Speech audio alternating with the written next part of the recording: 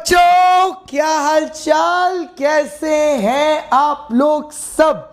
क्या हालचाल बच्चों? साल के पहले मैराथन में आपका स्वागत है। क्या हालचाल है आपके? कैसे हैं आप लोग सब? How is everyone doing today? क्या हालचाल है? क्या हालचाल है? क्या हालचाल है? कैसे हैं आप लोग सभी? How is everyone? मैं आ गया, आपका दोस्त, आपका होस्ट, आपका educator C Shantam Gupta, India's number 1 educator for law, all India rank 42-43 in C and C H intermediate courses. Rank लाना है तो रैंकर के साथ ही पढ़ना है। आपका स्वागत है।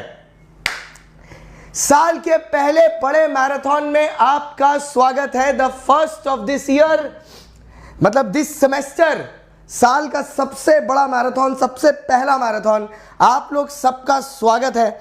मैं जल्दी से एक बार टेलीग्राम में लिंक शेयर कर देता हूं कि वी आर लाइव, और आज हम लोग करेंगे IRF। सही सुना आपने, नाइस एंट्री। अरे एंट्री तो धांसू बनती है, हर पिक्चर में हीरो या विलन की एंट्री हमेशा धांसू ही होती है, चाहे विलन हो चाहे हीरो हो। तो सब कोई वीडियो जल्दी से लाइक कर दे। मैं बढ़िया से पहले, सबसे पहले लिंक शेयर कर देता हूं। और संकल्प में, लॉ में मजा नहीं आ रहा, आपका वेट है तो मैं आ रहा हूं ना। अब आ रहा है ना, मैंने कहा बोला था जाने के लिए? तुम पहले से ट्रायल एंड एरर, तुमने बोला फ्री का बट रहा है, चलो सब जगह देख लेते हैं, तुमसे इंतजार हुआ नहीं। और मैं हमेशा बोलता हूं the best is yet to come. अभी तो मैंने सिर्फ वार्म अप किया है, पिक्चर अभी बाकी है मेरे दोस्त। जल्दी जल्दी आ जाइए भैया, फटाफट ज्वाइन इन कर लीजिए। साल का पहला मैराथन, अब आज से हर सैटरडे नाइट होगा marathon night. Every Saturday night marathon night, marathon of new syllabus. Join now, I am live. जल्दी जल्दी आ जाएं, हमने 200 का आंकड़ा पार कर लिया है। 200 का आंकड़ा पार कर लिया है हम लोगों ने। एक बार लिंक शेयर करेंगे। IRF नहीं पढ़ा प्लस पे तो क्या सब कुछ समझ में आएगा बेटा, आप टेंशन मत लीजिए। आपको देखो सर, हम कभी भी ना कंटेंट काट कूट के नहीं पढ़ाते, आपको सारी चीजें समझ में आएंगी।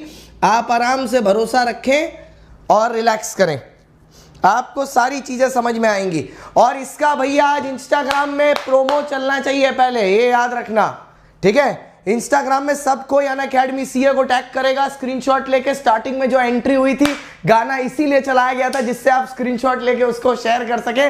अनअकैडमी सीए इंस्टाग्राम चैनल और सी शान गुप्ता में आपको भैया करना है इसे शेयर।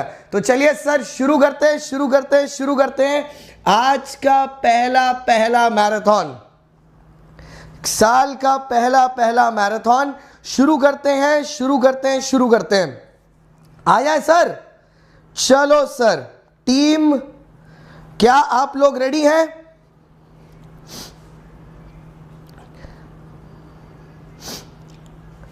क्या आप लोग रेडी हैं? आप लोग सब तैयार हैं? कोई प्रॉब्लम नहीं होगी, किसी से कोई प्रॉब्लम नहीं होगी। ऐसे ही हर सैटरडे मैराथन होगी, ऐसे ही हर सैटरडे मैराथन होगी, ठीक है? Every Saturday will be marathon night. आप उसका टेंशन मत लीजिए, वो आप मेरे ऊपर छोड़ दीजिए। हर सैटरडे अपने को कराना है, टॉपिक आप मेरे ऊपर छोड़ दीजिए, मैं डिसाइड कर लूंगा, ठीक है? उसकी टेंशन आपको लेने की जरूरत नहीं है, आप बस पढ़ाई करिए। चलिए सर शुरू करते हैं। एक इंफॉर्मेशन आपको और दे दूं, हमारा जो महाबली बैच है वो 23 अप्रैल से स्टार्ट होने वाला है। 23 अप्रैल से महाबली बैच इज स्टार्टिंग। तो भैया 23 अप्रैल से बच्चे जुड़ जाए महाबली बैच के साथ, ठीक है? तो 23 से शुरू कर रहा है। वेरी गुड बेटा। चलो सर, एक बार जब वीडियो खत्म होगा, वीडियो में सब कोई जाके कमेंट करना। खत्म होने के बाद जब मैं स्ट्रीम एंड करूंगा, सारे लोग बताएंगे कि वो कौन सी सिटी से इस वीडियो को देख रहे हैं, ठीक है? कौन सी सिटी से इस वीडियो को देख रहे हैं। तो चलिए सर शुरू करते हैं।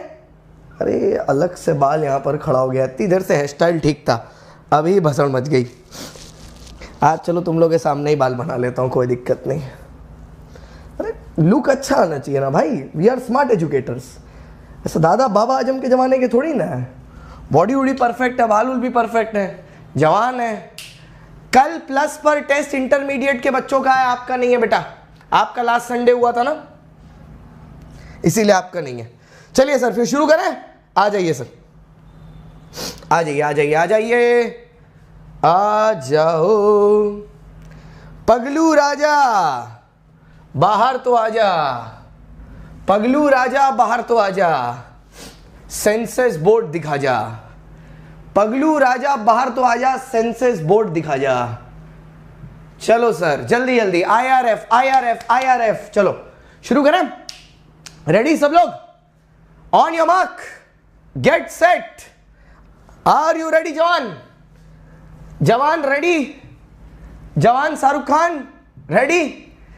क्या आप रेडी हैं भैया? इंस्टाग्राम आज चला जाना चाहिए सबका, स्टार्टिंग का गाना इसीलिए बजाया था, ठीक है, जिससे भैया एकदम फीलिंग आ जाए। What is the highest score in BCom CA foundation till now? 92।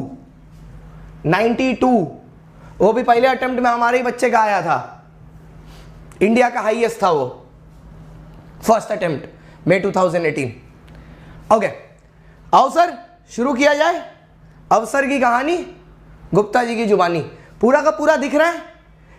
ये सेंटर ठीक है कि मैं वापस से अपलोड करूं थोड़े और बड़े में? ये विजिबल है? ये एकदम प्रॉपरली विजिबल है? इसको फ्रेम के बाहर रखते हैं। तो सर जो हमारा टॉपिक है उसका नाम है इंडियन रेगुलेटरी फ्रेमवर्क। सर पहली बात, क्या ये एक एक्ट है? द आंसर इज नो, क्योंकि ये आया किसी और पर्पस के लिए है। इंडियन रेगुलेटरी फ्रेमवर्क आपको ये सिखाता है कि इंडिया में लॉ का पालन किस तरीके से किया जाता है। यहां पर आपको यह सिखाया जाता है कि एक्ट क्या होता है, लॉ क्या होता है और उसका पालन कैसे किया जाता है। ये सारी चीजें यहां पर सिखाई जाती हैं, ठीक है, ये सारी चीजें यहां पर सिखाई जाती हैं। लॉ क्या है, एक्ट क्या है और उसका पालन कैसे किया जाता है। It is a very important topic. पहली बात तो ये न्यू सिलेबस का टॉपिक है। दूसरी बात, ये 5 से 7 नंबर के लिए इंपॉर्टेंट है आपके सिलेबस में। सुजीत तुम्हारी आंखें खराब है बेटा, तुम्हारा बर्थडे है ना, तुम उसमें आंखें खरीद लो एक सेट, तो तुम्हारी आंखें जैसे ही सेट हो जाएगी ठीक, वो ठीक हो जाएगा। आइए सर तो शुरू करते हैं। इंडियन रेगुलेटरी फ्रेमवर्क जो भारत में लगता है, ठीक है, कहां अप्लाई होता है? इंडिया में। इंडिया में ये क्या सिखाता है? रेगुलेट करना सिखाता है। रेगुलेट करना क्या? बॉडीज कैसे काम करती हैं वो सिखाता है, ठीक है, वो सिखाता है। ये सारी चीजें इसमें बताई जाती हैं इंडियन रेगुलेटरी फ्रेमवर्क में, ठीक है। That is how we function. अब शुरू करते हैं सर। अब देखो सर, सबसे पहली बात हमने पूछी जाती है सर कि एज अ सीए, यहां पर भी ऐसे ही शुरू होता है, एज अ चार्टर्ड अकाउंटेंट आपको यह सब्जेक्ट क्यों आना चाहिए। जैसे अगर आप देखो, मेरा लॉ का जो सब्जेक्ट है वो तीनों जगहों पर है, सीए फाउंडेशन में भी है, सीए फाइनल में भी है, सीए इंटर में भी है। आपको यह सब्जेक्ट क्यों आना चाहिए? Why should you know the law? It's very simple sir. As a chartered accountant आप लोग फ्यूचर में जाके क्या करोगे? आपके पास डिफरेंट डिफरेंट क्लाइंट्स होंगे, ठीक है, आपके पास डिफरेंट डिफरेंट क्लाइंट्स होंगे। उन डिफरेंट डिफरेंट क्लाइंट्स का के ऊपर डिफरेंट डिफरेंट लॉज अप्लाई कर रही होंगी। तो आपको भैया जब तक एज अ चार्टर्ड अकाउंटेंट खुद लॉ पता नहीं होगी, तब तक आप दूसरे के ऊपर क्या घंटा उसको अप्लाई कर पाओगे? जब तक एज अ चार्टर्ड अकाउंटेंट आपको खुद लॉ पता नहीं होगी, तब तक आप दूसरे के ऊपर क्या उसको घंटा अप्लाई कर पाओगे? आप तो दूसरे के ऊपर कभी अप्लाई नहीं कर पाओगे। बात समझ में आ रही है? तो as a chartered accountant you should have knowledge of law on your own, then only you will be able to help the others. तभी आप दूसरे को उसको फॉलो करा पाओगे। वरना सर अगर देखो, अगर आपके क्लाइंट को लॉ पता है नहीं है, आपको भी पता नहीं है, और कल को उसका नुकसान हो जाए, वो सीधा तुमको गाली देगा आके, बोलेगा भाई नेक्स्ट टाइम तुमसे काम नहीं करवाएंगे। तो as a chartered accountant you should know the law in order to make sure कि आप अपने क्लाइंट को बचा सको लॉ तोड़ने से, ठीक है, आप अपने क्लाइंट को बचा सको लॉ तोड़ने से। इसीलिए आपको लॉ की समझ होना जरूरी है, ठीक है, आपको लॉ की समझ होना जरूरी है, सो दैट अपने क्लाइंट को आप बचा सको लॉ तोड़ने से, ठीक है। तो ये तो हो गया कि चार्टर्ड अकाउंटेंट के लिए लॉ जरूरी क्यों है। और अगर आप देखो तो ये जो लॉ चीज है वो आप बचपन से लेके आज तक आपकी जिंदगी में हर जगह आया है, ठीक है। और मैं आपको ये टॉपिक में वही सारी चीजें हैं। सबसे पहले इस टॉपिक में याद करने वाली 2 चीजें आती हैं, ठीक है। पूरे देश का, पूरे दुनिया का, ब्रह्मांड का, ऐसा नहीं है कि लॉ खाली अभी आप देखते हो, ठीक है, लॉ हर जगह था। इवन राजा महाराजाओं के टाइम पर भी लॉ हुआ करता था, जहां पर बोलते थे क्या काम सही है, क्या काम गलत है। लॉ हमेशा से था हमारे पास, ऐसा नहीं है कि ये अभी आया है, ये हमेशा से था। Law was always there, it was always there a part, कि हर जगह इसको माना जाता था। जैसे सर अब हम अगर भूतकाल में जाएं तो सर जब बिफोर क्राइस्ट एक समय हुआ करता था, बिफोर क्राइस्ट, बीसी का टाइम, ठीक है। अब ये बीसी मतलब बिफोर क्राइस्ट, तो ये जो बिफोर क्राइस्ट बीसी का टाइम है, इस समय में क्या होता था सर, इस समय में पहली बात ना नंबर उल्टे लिखे जाते थे। हाँ, क्योंकि लोग उस समय उल्टा पैदा हुए थे और धीरे धीरे करते करते उल्टा पैदा होते होते सीधा पैदा हो गए।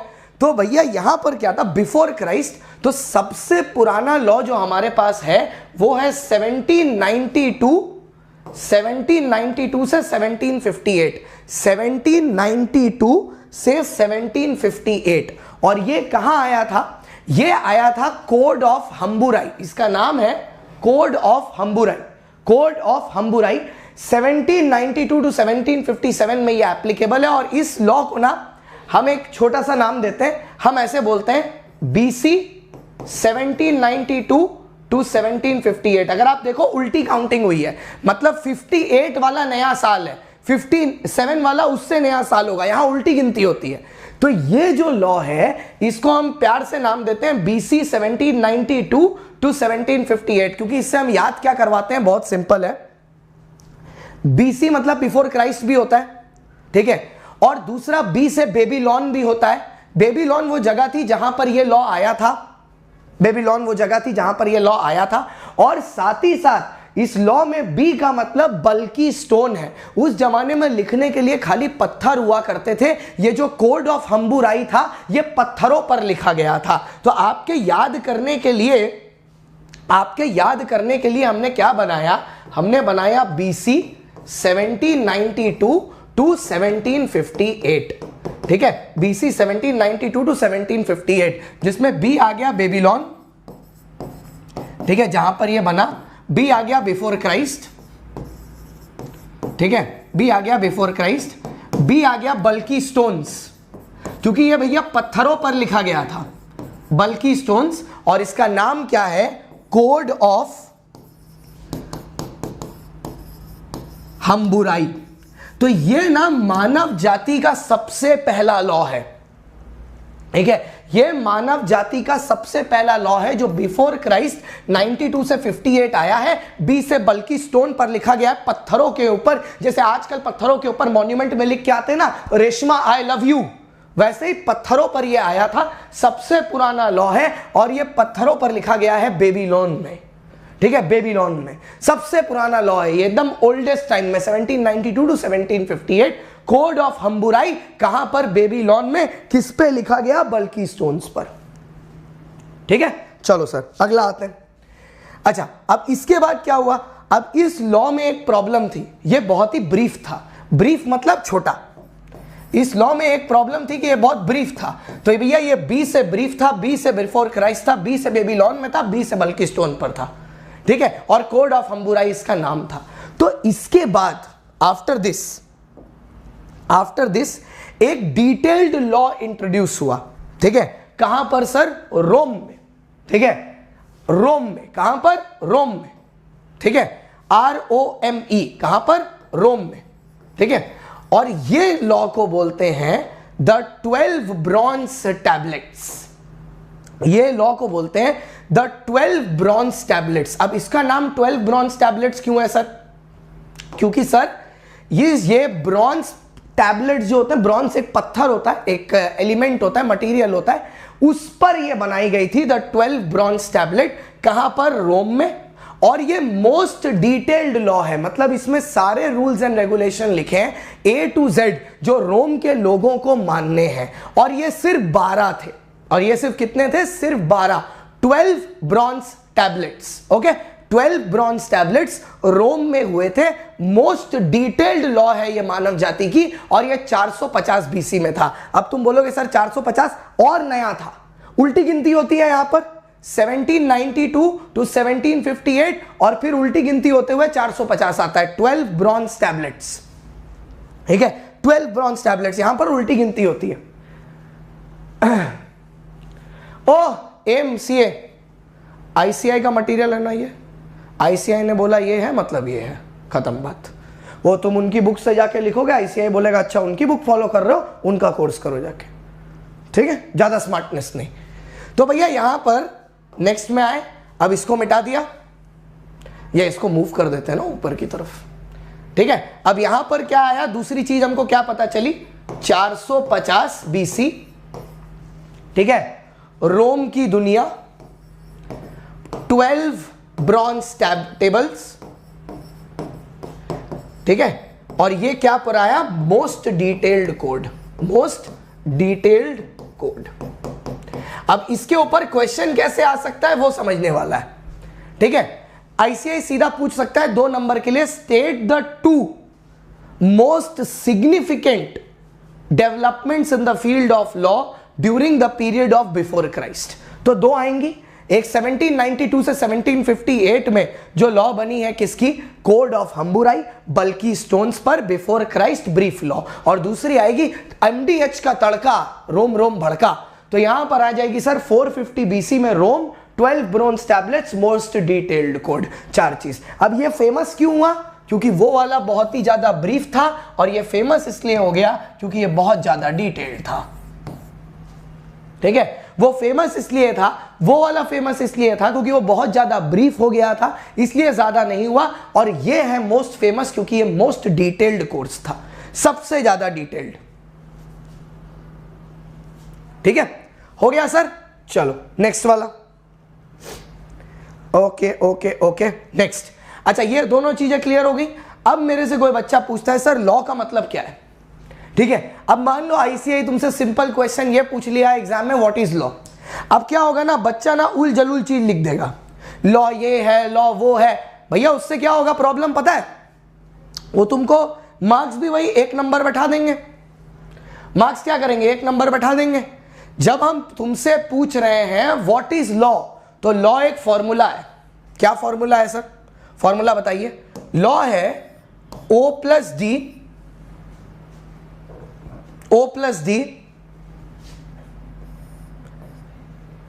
लो plus D, GOVT, secure, JW। Sir law क्या है सर, लॉ है O प्लस डी, जो गवर्नमेंट लगवाती है सिक्योर करने के लिए JW मैरियट को, ठीक है। JW मैरियट को मतलब सर क्या है, लॉ है ऑब्लिगेशन एंड ड्यूटी। अब सबसे गजब बात है, ऑब्लिगेशन और ड्यूटी दोनों वर्ड का मतलब एक ही होता है, लेकिन जब वो डेफिनेशन तुमसे पूछेंगे तुमको दोनों लिखना पड़ेगा। तो लॉ क्या है, लॉ है ऑब्लिगेशन एंड ड्यूटी, लॉ है obligation plus duty which is imposed bye the government, इसलिए एरो के ऊपर मैंने गवर्नमेंट लिखा। क्या सिक्योर करने के लिए, justice and welfare, justice and welfare. तो लॉ क्या है सर, लॉ है ऑब्लिगेशन प्लस ड्यूटी, जो डैश गवर्नमेंट करता है क्या सिक्योर करने के लिए, वेलफेयर और जस्टिस।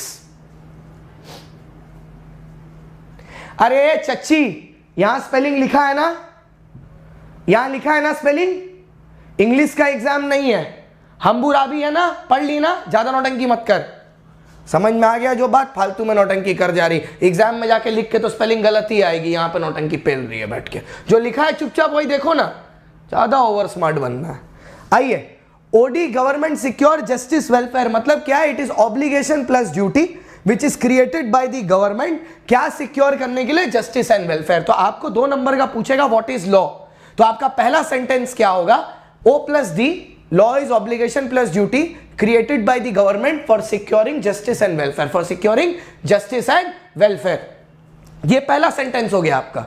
अब दूसरा सेंटेंस क्या होगा, दूसरा सेंटेंस क्या होगा। अच्छा, आप ये बात मानते हो कि नहीं, आप ये बात मानते हो नहीं कि इंडिया में इतनी सारी जनता है, ठीक है, इंडिया में इतनी सारी जनता है, प्लस इंडिया में इतनी ज्यादा पॉपुलेशन है, प्लस इंडिया में इतना ज्यादा रिलीजन है, इतने ज्यादा कल्चर्स हैं, इतने ज्यादा इकोनॉमिक अफेयर्स हैं, इंडिया बहुत वास्ट है।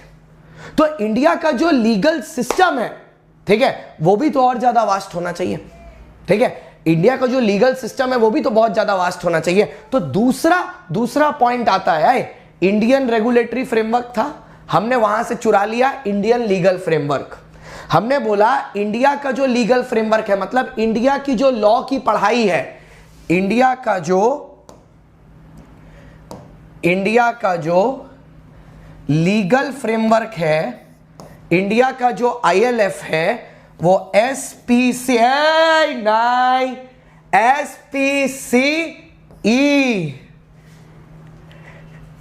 को रिफ्लेक्ट करता है। इंडिया का जो लीगल फ्रेमवर्क है वो SPCE को रिफ्लेक्ट करता है। द इंडियन लीगल फ्रेमवर्क बहुत बड़ा है, is vast and it indicates S social, P political, C cultural, E economic well aspects are reflected in our country. ठीक है, तो इंडिया क्या है सर? इंडिया का जो लीगल फ्रेमवर्क है वो SPCE है। India's legal framework has social, political, cultural and economical aspect of a diverse country. मतलब एक इंडिया इतना बड़ा कंट्री है, ठीक है, भारत देश इतनी बड़ी कंट्री है कि यहां पर इसके लीगल फ्रेमवर्क पर SPCE है। आपको एग्जाम में व्हाट इज लॉ पूछेगा 2 नंबर का, आपको बस ये सेंटेंस लिखना है, OD government securing justice and welfare and India's legal framework is a vast collection of SPCE social, political, economic, cultural aspect. हो गया सर? किसने बोला? अगर नहीं भी पढ़ा हुआ है सब समझ में आएगा, हम बैठे हैं ना इधर। अच्छा सर, इंडिया में लॉ आता कहां से है?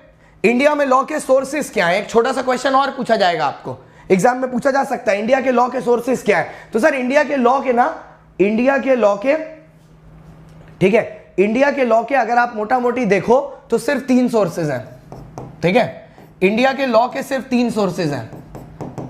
एक कॉन्स्टिट्यूशन, आपने आर्टिकल 370 देखी है?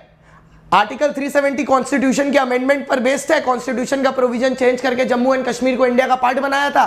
तो जो लॉज कॉन्स्टिट्यूशन से निकलती हैं वहां से हमें लॉ मिलती है।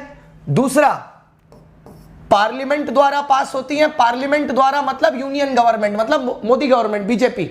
और सर उसी के साथ साथ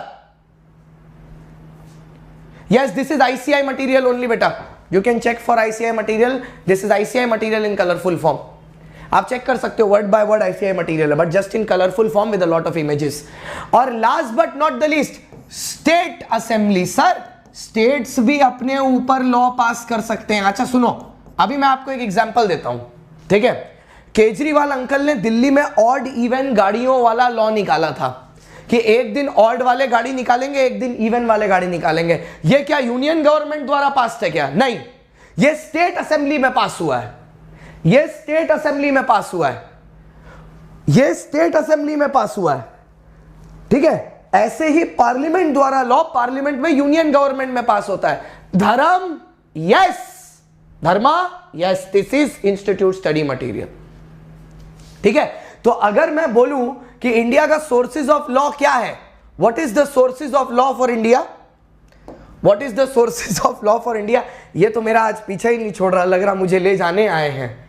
मैं नहीं आऊंगा, अन अकेडमी छोड़ के मैं नहीं आऊंगा। आइए, SPC फिर से आ गया। तो भैया what are the sources of law? एक है सर आपका कॉन्स्टिट्यूशन, ठीक है। दूसरा है आपका पार्लियामेंट,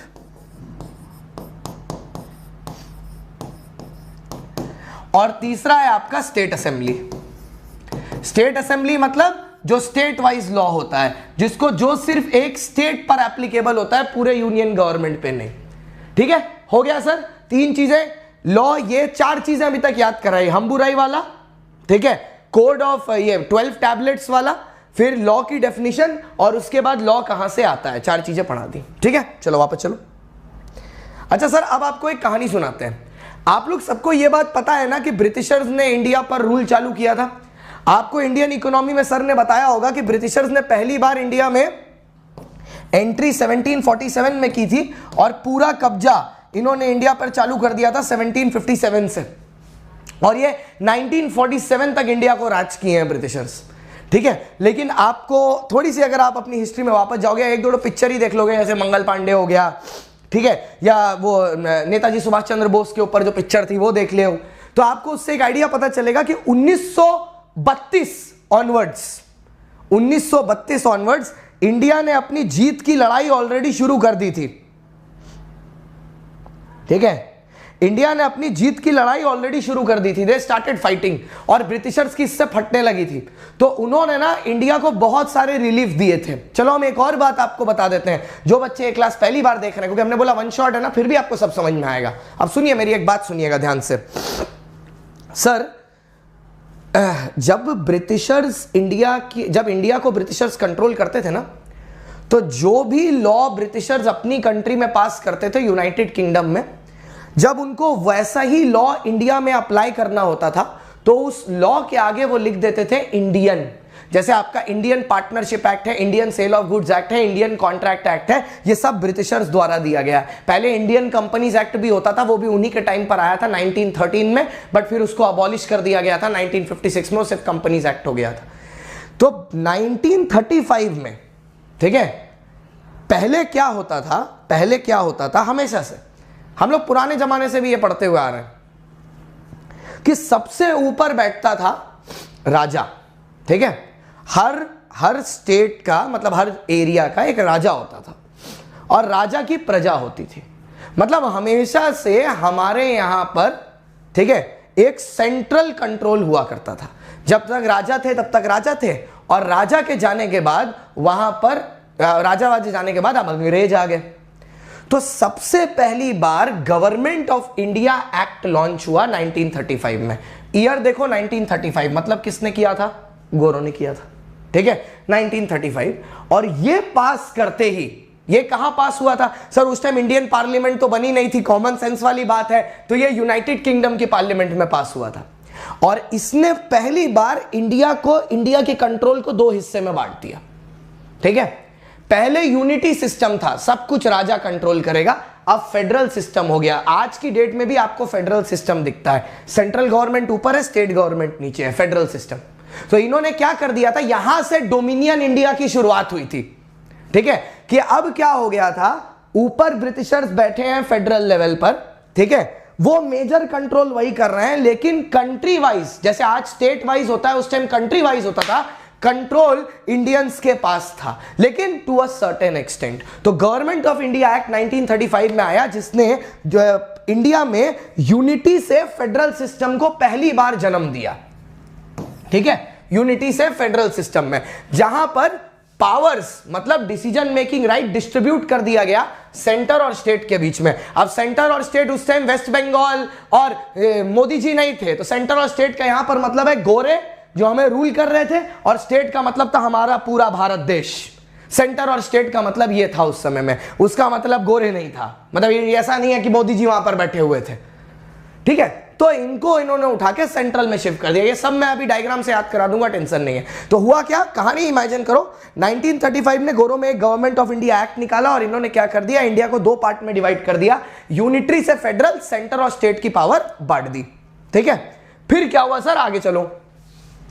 फिर क्या हुआ, इन द ईयर 1937, 2 साल बाद पहली बार फेडरल कोर्ट बनाया गया, एक फेडरल कोर्ट क्रिएट किया गया। पहले क्या होता था पता है, पहले क्या होता था, पहले भी लॉ एंड ऑर्डर था, लेकिन पहले लॉ एंड ऑर्डर में क्या होता था, ब्रिटिश इंडिया एक प्रजा लगती थी। ठीक है, फेडरल मतलब जहां पर एक ही आदमी रूल कर रहा, फेडरल मतलब जहां पर पावर्स आर डिस्ट्रीब्यूटेड। ठीक है, अभी तुमको पढ़ना था, अभी तुमको मेरा डेडलिफ्ट का पीआर जानना है, 1 मिनट में तुमने अपनी सीरियसनेस का लप्पू लगा दिया बैठे बैठे। आओ इधर सुनो। तो भैया हुआ क्या, इंडिया में 1937 में पहली बार फेडरल सिस्टम का निर्माण किया गया, और इन्होंने 37 में फेडरल कोर्ट लगाया। पहले क्या होता था पता है, पहले जैसे इंडियंस को सजा होती थी, ठीक है, पहले इंडियंस को सजा होती थी। आपको एक और चीज बता देते हैं, जो अंडमान निकोबार आइलैंड है ना, जो आज की डेट में इतनी अच्छी जगह है, हॉलीडे डेस्टिनेशन, पहले ना यहां पर जो लोग आजादी की लड़ाई करते थे, ठीक है, और उनको जो ब्रिटिशर्स लोग कैप्चर कर लेते थे, पकड़ लेते थे, उनको जेल के लिए भेजा जाता था। इसको बोलते थे काले पानी की सजा, क्योंकि वहां से ना कैदी भाग नहीं पाता था, क्योंकि चारों तरफ सिर्फ पानी था। ठीक है, जो आज की डेट में इतना बड़ा हॉलीडे डेस्टिनेशन है, वो एक टाइम में जेल हुआ करता था, काला पानी की सजा होती थी वहां पर। हाँ, ब्लैक वाटर्स बोलते थे उसको। अच्छा, अब सुनो क्या हुआ। तो उस टाइम पर इंसाफ कैसे होता था पता है? जज है गोरा, ठीक है, जो डिफेंड कर रहा है वो भी गोरा है, जो मेरे बिहाफ पर मेरे को डिफेंड कर रहा है वो भी गोरा है।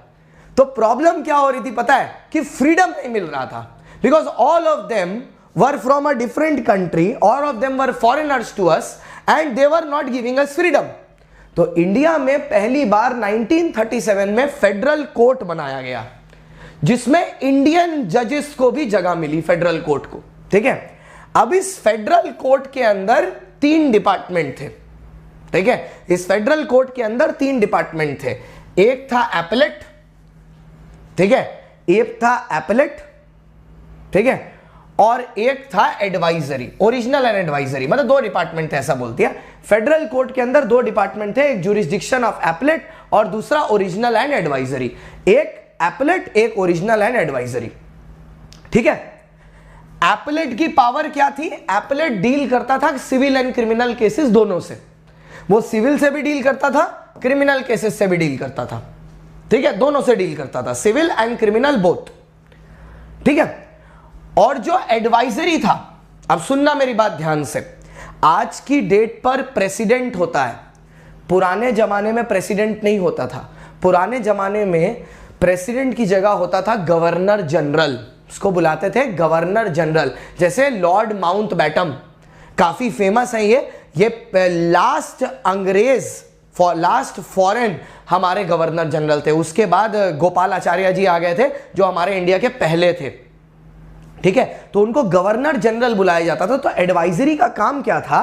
कि गवर्नर जनरल को एडवाइस करना इन पब्लिक ओपिनियन। क्योंकि सर बात समझो, ब्रिटिशर्स ने ना, आप अगर पुरानी पिक्चरें देखोगे, हमको पता नहीं आप देखते हो या नहीं देखते हो, आप देखोगे ब्रिटिशर्स को पता था हमेशा से कि इंडियंस के लिए रिलीजन एक बहुत ही इंपॉर्टेंट चीज है, और वो रिलीजन के नाम पर मार काट सकते हैं। इसलिए तुम देखो, ब्रिटिशर्स ने कभी भी इंडिया की रिलीजियस वैल्यूज में इंटरफेयर नहीं किया, कभी भी नहीं।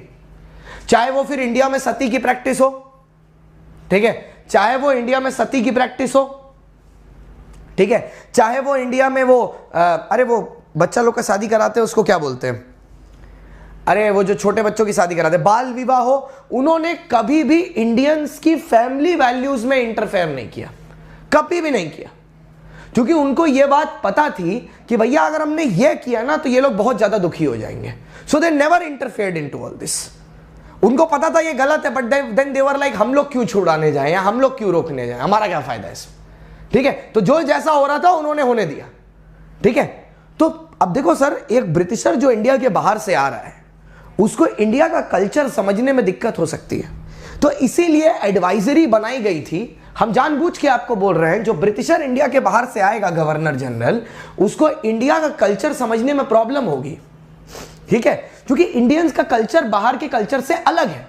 इसलिए उसको एक एडवाइजरी की जरूरत थी। क्या चीज में? पब्लिक मैटर को डील करने में। मैंने आपके दिमाग में ये थॉट क्यों डाला?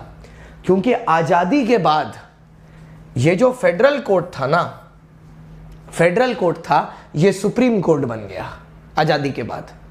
जो आज की हमारे इंडिया का सबसे एपेक्स कोर्ट है, वो सुप्रीम कोर्ट बन गया। आजादी के बाद फेडरल कोर्ट बन गया सुप्रीम कोर्ट। आजादी के बाद ये जो एपेलेट ज्यूरिसडिक्शन वाले थे, एपेलेट ज्यूरिसडिक्शन वाले थे, ये बन गए हाई कोर्ट। और क्योंकि अब इंडिया आजाद था और इंडिया के लोगों को तो इंडिया का पब्लिक ओपिनियन समझ में आता ही है, इसलिए एडवाइजरी को डिसकंटिन्यू कर दिया गया था। एडवाइजरी को डिसकंटिन्यू कर दिया गया था, फेडरल बन गया। हमने आपको ना, इसीलिए मैं आपके लिए कहानी गढ़ रहा था। अरे मेरे को इस चीज से फर्क थोड़ी ना पड़ता है कि आखिरी गवर्नर जनरल कौन था, वो तुम्हारे सिलेबस का पार्ट थोड़ी ना है। मैं कहानी इसलिए बना रहा हूं सो दैट तुम दिमाग में एब्जॉर्ब कर सको उस चीज को। तुम सोचो ना, एडवाइजरी को क्यों डिसकंटिन्यू कर दिया गया? जब तक गवर्नर जनरल फॉरेनर था, उसको इंडियंस को समझने की जरूरत थी। जब गवर्नर जनरल इंडियन ही बन गया तो फिर समझने की जरूरत ही क्या थी? ठीक है, फिर जरूरत ही क्या थी? फिर ऐसे ही काम हो जाता, फिर समझने की क्या जरूरत है? बोलो हाँ कि ना, बोलो बोलो बोलो। Am I making logic? And is the logic absolutely clear? दो बात का जवाब दे दो हमको फटाफट। यहां तक सारी बातें क्लियर? यहां तक सारी बातें क्लियर? और बेटा वो गवर्नर जनरली थे लॉर्ड माउंटबेटन, आप चेक कर लीजिएगा ठीक से, ठीक है। और उसके बाद गोपालाचार्य जी आए थे।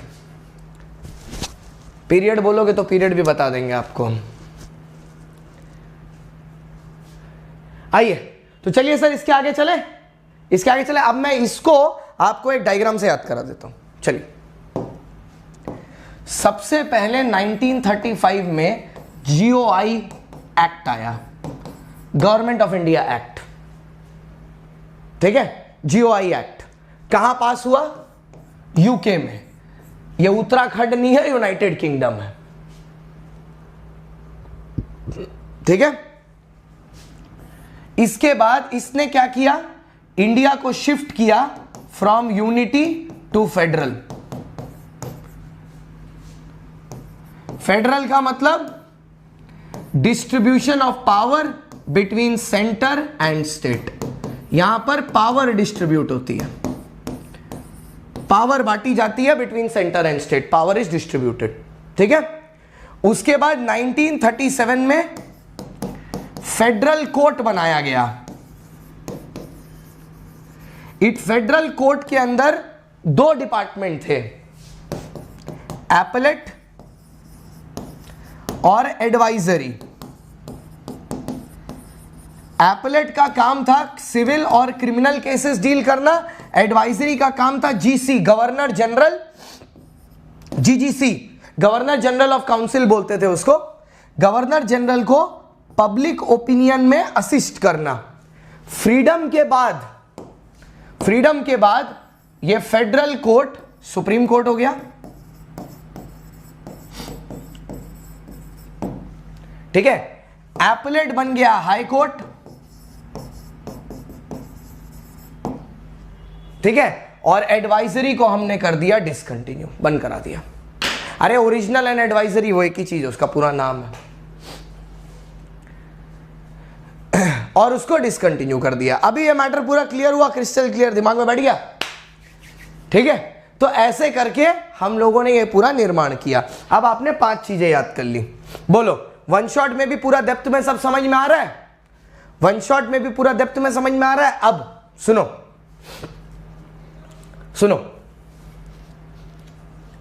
ठीक है। अब ना एक छोटी सी चीज आपको आपके कॉन्स्टिट्यूशन के बारे में बता देते हैं। इंडिया में ना कॉन्स्टिट्यूशन में कुछ मैटर्स दिए हुए हैं। मैटर्स में 3 लिस्ट है, इसके ऊपर कोई क्वेश्चन नहीं आएगा, जनरल बता देता हूं। एक लिस्ट है सेंट्रल लिस्ट, एक लिस्ट है स्टेट लिस्ट, एक है जॉइंट लिस्ट। सेंट्रल लिस्ट में जो आइटम्स हैं उसके ऊपर सिर्फ सेंट्रल गवर्नमेंट लॉ बना सकती है और कोई नहीं, ठीक है। जैसे कि इनकम टैक्स रिलेटेड लॉ सिर्फ सेंट्रल गवर्नमेंट बना सकती है, मतलब वो यूनियन गवर्नमेंट द्वारा पार्लियामेंट में पास होगा, स्टेट असेंबली में नहीं हो सकता।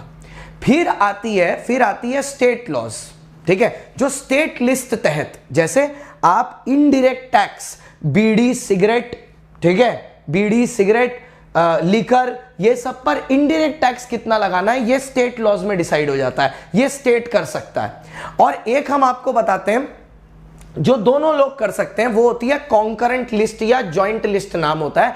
इसमें सेंटर और स्टेट दोनों लॉ बना सकते हैं। फॉर एग्जांपल एक प्रॉपर्टी पर स्टैंप ड्यूटी कितनी लगती है, ये दोनों द्वारा लॉ क्रिएट किया जा सकता है। तो ये हमने आपको बता दिया कि देखो सर 3 तरह की लिस्ट होती है। सेंट्रल, जिसमें सिर्फ सेंट्रल गवर्नमेंट बना सकती है, एग्जांपल इनकम टैक्स। स्टेट, जिसमें सिर्फ स्टेट गवर्नमेंट बना सकती है, for example taxation of liquor, taxation of tobacco products. और एक जॉइंट लिस्ट जिस पर दोनों बना सकते हैं, जैसे फॉर एग्जांपल स्टैंप ड्यूटी। वैसे एग्रीकल्चर लॉज भी ये जॉइंट लिस्ट में ही आता है जिस पर दोनों बना सकते हैं, ठीक है। तो यहां पर ये प्रोसेस मैंने ये सिर्फ एक्स्ट्रा इन्फो के लिए बताया था, this is not for exam, but ठीक है हम लोग इसमें भी पूरा कवर करते हैं, सो एक्स्ट्रा इन्फो के लिए मैंने आपको ये बता दिया। अच्छा sir, what is the process of making the law, ठीक है। Education is also one example, correct. What is the process of making the law, law बनता कैसे, इसके लिए हमें ये सब चीजों की जरूरत नहीं है। ये तो मतलब मेरे क्लास का हर बच्चा ये चीज जानता है, क्योंकि ये कोई सिलेबस का पार्ट जब नहीं भी था तो मैं ये बनाता था। देखो सर, लॉ कैसे बनता है। सबसे पहले एक प्रॉब्लम होती है, any type of problem. Law क्या है, एक प्रॉब्लम का सोल्यूशन है। जब कोई प्रॉब्लम होती है, प्रॉब्लम किसी भी तरह की हो सकती है, जैसे फॉर एग्जांपल एक्सीडेंट बहुत ज्यादा बढ़ रहे हैं, ठीक है, तो गवर्नमेंट क्या करती है, गवर्नमेंट एक कमिटी बनाती है। अब इसी कमिटी को आप आज की डेट में मिनिस्ट्री बुलाते हो। जैसे आपने देखा ना, एक एजुकेशन मिनिस्ट्री है, एक ministry of law and justice है, एक मिनिस्ट्री ऑफ फिनेंस है। कॉन्करेंट लिस्ट को ही ज्वाइंट लिस्ट बोलते हैं बेटा। हाँ, तो एक कमिटी बनती है, मिनिस्ट्री बनती है। मिनिस्ट्री क्या करती है, एक बिल बनाती है। बिल क्या होता है, बिल में कंटेंट होता है सॉल्यूशन टू प्रॉब्लम। बिल में कंटेंट होता है सॉल्यूशन टू प्रॉब्लम, ठीक है।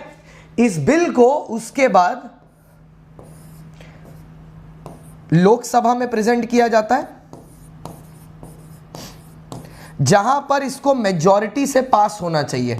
अब मेजॉरिटी में दो बातें हैं सर, ध्यान से सुन लेना।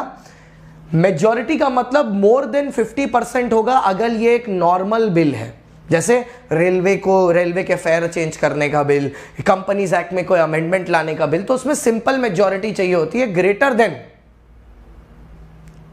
ठीक है, ग्रेटर देन 50%, मतलब मेजॉरिटी चाहिए होती है बस, ठीक है। फिर आता है सर राज्यसभा, ठीक है। फिर यही बिल राज्यसभा में जाता है, जहां पर भी इसे मेजॉरिटी चाहिए होती है, मतलब मोर देन 50%। सर अगर ये अगर अब सुनो 2/3 कब आएगा, अगर ये बिल कॉन्स्टिट्यूशन को अमेंड करने की पावर रखता है, जैसे आर्टिकल 370, वहां पर उन्होंने एक ऐसा बिल डाला था जो कॉन्स्टिट्यूशन को चेंज कर देता है, ठीक है, तो उस केस में आपको 2/3 चाहिए। सर एग्जाम में कौन सा लिखेंगे बेटा, एग्जाम में तो आपके किताब में सिर्फ ये लिखा हुआ है मेजॉरिटी द्वारा पास होना चाहिए। तो जब वो राज्यसभा और लोकसभा में दोनों जगह मेजॉरिटी द्वारा पास हो जाता है, तो ये भैया प्रेसिडेंट को फॉरवर्ड किया जाता है, प्रेसिडेंट को फॉरवर्ड किया जाता है। जब प्रेसिडेंट भैया इसको साइन कर देते हैं, तो ये ऑफिशियल गजेट में इंट्रोड्यूस किया जाता है। Sir what is the official gazette? Official gazette एक ऑफिशियल मैगजीन है गवर्नमेंट की, जहां पर गवर्नमेंट टाइम एंड टाइम चीजों को डालता रहता है, जो दैट इंडियंस उसको समझ सके और भारतीयों पर वो अप्लाई हो। जिस दिन ये ऑफिशियल गजेट में जाता है, वो इंडिया में एक्ट बन जाता है। तो नेक्स्ट टाइम कोई तुमसे पूछे how is a law made in India, it's very simple. A bill when passed by both the houses of the parliament by majority and signed by the president and introduced into the official gazette of India, it becomes an act, ठीक है, it becomes an act। तो भैया एकदम simple सी बात क्या बोला हमने कि एक्ट कैसे बनता है, व्हाट इज एन एक्ट, वो बोलता है, तो बोलता है जब एक बिल लोकसभा और राज्यसभा दोनों जगह पास होता है और उसमें प्रेसिडेंट का सिग्नेचर होता है, उसको जब ऑफिशियल गजेट में डाला जाता है, जब वो सारे लोग, इंडिया के सारे बंदियों पर, इंडिया के सारे लोगों पर अप्लाई होना शुरू कर देता है, it becomes an act of the parliament. अब देखते हैं सर आईसीआई क्या कहता है, यही बात कहता है कि कुछ और कहता है? बोलो नहीं छोड़ोगे तुम मेरा साथ, यहाँ मैं हूँ यहाँ तुम भी हो, वादा करो नहीं छोड़ोगे तुम मेरा। चलो सर दिखाते हैं आपको क्या बोलते हैं sir. When a law is proposed in the parliament, it is called a bill. After discussion and debate, the law is passed in the Lok Sabha. Thereafter, it needs to be passed in the Rajya Sabha. Is had to obtain the assent of the president. Finally, the law is notified. जो भी मैं थोड़ी देर पहले बोल रहा था। Finally, the law is notified into the official gazette of India. और जिस दिन ये होता है, it becomes an act of the parliament। पूरा समझाया मैंने अभी, जो वही आपको सामने दिखा दिया। अरे भाई ये मॉड्यूल ही है, दिस इज द मॉड्यूल। खोल के अपना मॉड्यूल देख तो लो पहले। मार मरे चले जा रहे हो एक ही चीज पूछ के। मॉड्यूल, अपना मॉड्यूल खोल के तो देखो, कभी किताब देखे भी हो जीवन में खोल के? तुम्हारा किताब ही है, बस बहुत अच्छे तरीके से लैंडस्केप में सजा के कलरफुल में इमेजेस के साथ बनाया है, जिससे बच्चा का देख के मन खराब ना हो और वो पढ़ने में मन लगाए उसको। मार मॉड्यूल से करा रहे हैं, मरे चले आ रहे हैं, मॉड्यूल से ही करा रहे हैं, अपना सिलेबस नहीं बनाया। हम आईसीआई नहीं है। आइए अब यहां से क्वेश्चन आंसर का दौर शुरू होता है, बहुत ही अमेजिंग सा। चलिए सुनते हैं। ऑफिशियल गजेट वेबसाइट होती है आज की डेट में, इट इज अ वेबसाइट, मैंने पहले ही बता दिया, it is the official gazette. आप जा सकते हो www.egazette.com पर जाके आपको ऑफिशियल गजेट मिल भी जाएगा। चलिए I, it is the website of the government, official website of the government. अच्छा sir, what are the different types of law? Sir India में 4 तरह के लॉ ऑपरेट करते हैं और हम इन चारों लॉ के बारे में आपको बताएंगे। सबसे पहले आता है इंडिया में criminal law. Sir criminal law मतलब वो लॉ होता है जहां पर आपके ऊपर पनिशमेंट लगाई जाती है और पनिशमेंट के तौर पर आपको जेल होगी। ठीक है, क्रिमिनल लॉ के अंदर 2 तरह के एक्ट्स हैं। एक है जैसे आपका इंडियन पीनल कोड और दूसरा है code of civil procedure CRPC। ठीक है, code of civil procedure CRPC। एक है इंडियन पेनल कोड, एक है CRPC। हाँ, आप मेरे को बोलोगे सर आज की डेट में तो इनके नाम बदल गए, उसका नाम है भारतीय न्याय संहिता इंडियन पेनल कोड की जगह। हाँ मेरे को पता है सर, लेकिन क्योंकि आईसीआई ने आपकी किताब में चेंज नहीं किया तो you will also go with this only. ठीक है, तो क्रिमिनल लॉ मतलब वो लॉ जिसमें आपने पब्लिक के अगेंस्ट कुछ गलत किया है। ठीक है, आपने कोई रूल्स एंड रेगुलेशन तोड़ा है जिसके लिए आपके ऊपर इंडियन पेनल कोड लगेगा, मतलब आपको जेल होगी। Sir what is the difference between IPC and code of criminal procedure? मैं बताता हूं। आईपीसी सिर्फ आपको बताता है कि किस क्राइम के लिए क्या सजा होगी। जैसे आईपीसी बताएगा कि अगर आपने अटेम्प्ट टू मर्डर किया है तो 7 साल की सजा होगी, अगर आपने मर्डर किया है तो लाइफ टाइम इंप्रिजनमेंट होगी। तो इंडियन पेनल कोड आपको सिर्फ बताता है पनिशमेंट कौन सी होगी। सीआरपीसी आपको उसका पूरा मेथड बताता है कि जेल में जब आप रहोगे तो जेल में 2 दिन, 1 दिन 2 दिन के बराबर गिना जाता है। जब आप जेल में रहोगे तो जेल में आपको कौन कौन सी एक्टिविटीज करनी है, जेल में एक्टिविटी भी होती है, कितने टाइम आपको खाना मिलेगा, कौन से सेल में रहोगे आप, बड़े सेल में, छोटे सेल में। ठीक है, कौन सीरियस ऑफेंडर्स के लिए अलग सेल होता है, तो उस सजा की क्या प्रोसीडिंग होगी वो सीआरपीसी में लिखा होता है। इसीलिए इसका नाम ही है कोड ऑफ क्रिमिनल प्रोसीडियर। जो क्रिमिनल काम किए हो उसका क्या प्रोसीडियर होगा। ठीक है, तो भैया आपने समराइज करते हैं क्रिमिनल लॉ कौन से ऑफेंसेस पर लगता है? क्रिमिनल लॉ ऑफेंसेस पर लगता है मर्डर, चीटिंग, रेप, असॉल्ट, ठीक है, थेफ्ट, अटेम्प्ट टू मर्डर, ये सब के ऊपर भैया क्रिमिनल लॉ लगता है। और इसमें सजा के तौर पर आपको मिलता क्या है? सजा के तौर पर आपको मिलती है जेल। यहां पर jail is the important thing, और ये आईपीसी और सीआरपीसी इसमें आता है। आईपीसी आपको बताता है नेचर क्राइम का क्या है, उसके लिए कितनी सजा मिलेगी वो बताता है, और सीआरपीसी पूरा डिटेल्ड मेथड बताता है कि कैसे आपको भैया ये पूरी सजा आपके ऊपर अप्लाई की जाएगी, वो बताता है सीआरपीसी। Okay, next. ओके, फिर आया सर नेक्स्ट पॉइंट आया सिविल लॉ। हम यहीं से डील करते हैं सिविल लॉ। अच्छा सर, क्रिमिनल और सिविल में फर्क क्या है? दोनों का एस्पेक्ट अलग अलग है। ठीक है, मैंने कार्तिक लाइफ व्लॉग्स, असॉल्ट का मतलब फिजिकल असॉल्ट, किसी को मार के धूम दिया या किसी लड़की को छेड़ दिया, मोलेस्टेशन, वो भी आ जाता है इसमें। कार्तिक लाइफ व्लॉग्स, ये जो तुम रील बना के लोगों को रोक रहे हो, ये रील बनाने के चक्कर में तुम्हारा दिमाग रिलिया हो गया है। हमने पहले ही बोला बुक में यही नाम लिखा है, आप यही लिखेंगे एग्जाम में, सीधी बात। दिमाग में रील हो गया है तुम्हारा, सबको तुम रील के लिए वेट करने बोल रहे हो, दिमाग रील में हो गया है। अच्छा, दूसरा है सर सिविल लॉ। अच्छा, सिविल लॉ क्या होता है? हम जूम कर रहे हैं, हम पढ़ा वही रहे हैं जो यहां लिखा है, आप बैकग्राउंड में पढ़ भी सकते हो। देखो न्याय की देवी अंधी है।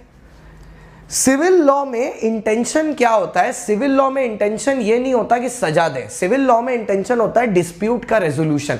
यहां पर जो सजा मिलती है उसमें आप फाइन पेनल्टी दे के छूट जाते हो, इसमें जनरली आपको जेल नहीं होती है। इसका मेन एम होता है, डिस्प्यूट रेजोल्यूशन, कि दो लोगों के बीच में अगर विवाद हुआ है उसको सॉल्व करें। ये यहां पर सिविल मैटर्स कैसे कैसे आते हैं सर? यहां पर सिविल मैटर्स आते हैं, लेट्स से गुड्स की डिलीवरी टाइम पर नहीं हुई, ठीक है, इंश्योरेंस पॉलिसी ने चीट कर दिया, ठीक है, इंश्योरेंस पॉलिसी ने चीट कर दिया, डिवोर्स हो गया, divorce, family settlement, property law, ये सारी चीजें सिविल लॉ के अंडर आती है, जिसका मेन एम पता है क्या है? इसका मेन एम है कि भैया आप यहां पर प्रॉब्लम को सॉल्व करो, ना कि दूसरे को सजा दो। प्रॉब्लम का सॉल्यूशन, यहां पर पेनल्टी मेन है, पेनल्टी दे दुरा के, पैसा दे दुरा के मैटर सेटल करो, यहां पर जेल नहीं होगी। और जैसे वहां पर कोड ऑफ क्रिमिनल प्रोसीडियर था जो यह बताता था कि सजा का प्रोसीडियर क्या होगा, यहां पर है कोड ऑफ सिविल प्रोसीडियर, ठीक है, यहां है code of civil procedure CCP, वहां पर कोड ऑफ क्रिमिनल प्रोसीडियर था, यहां पर कोड ऑफ सिविल प्रोसीडियर है कि सिविल एक्टिविटीज कैसे होंगी वो सिखाया जाता है, ठीक है। अभी तक सिविल लॉ क्लियर? तो सिविल लॉ में 3 पॉइंट क्या लिखेंगे यहां पर? Dispute resolution is the main target, code of civil procedure follow होते हैं, जो चीजें हम यहां पर डील करते हैं जैसे कि breach of contract, divorce, family law, family settlement, ये सारी चीजें। The main aim is to provide relief rather than to provide imprisonment, ठीक है। अच्छा, इसके बाद आता है common law. Sir common law को थोड़ा ध्यान से सुनिएगा। कॉमन लॉ एक्चुअली में कोई लॉ नहीं है, कॉमन लॉ एक जजमेंट है। देखिए सर, इंडिया के आर्टिकल मतलब कॉन्स्टिट्यूशन में बेटा आर्टिकल होता है, कॉन्स्टिट्यूशन में सेक्शन नहीं होता। तो इंडिया का जो कॉन्स्टिट्यूशन है उसका जो आर्टिकल 141 है वो बोलता है कि सुप्रीम कोर्ट का डिसीजन फाइनल है। सुप्रीम कोर्ट आपके लॉ मिनिस्ट्री का टॉप मोस्ट, जुडिशरी का टॉप मोस्ट कोर्ट है और उसका डिसीजन फाइनल है। Any decision of the Supreme court is final. Supreme court के डिसीजन के बाद कोई बाताबाती नहीं होती उस चीज पे, सुप्रीम कोर्ट का डिसीजन इज फाइनल। अगर सुप्रीम कोर्ट ने कुछ बोल दिया, अगर सुप्रीम कोर्ट ने कुछ बोल दिया तो वो सब पर अप्लाई होगा, वो चीज चेंज नहीं हो सकती। ट्रैफिक ऑफेंसेस सिविल में आता है।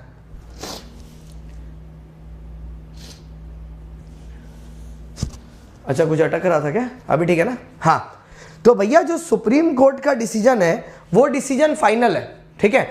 उस डिसीजन पर कोई बातचीत नहीं होगी, उसका डिसीजन फाइनल है सुप्रीम कोर्ट का।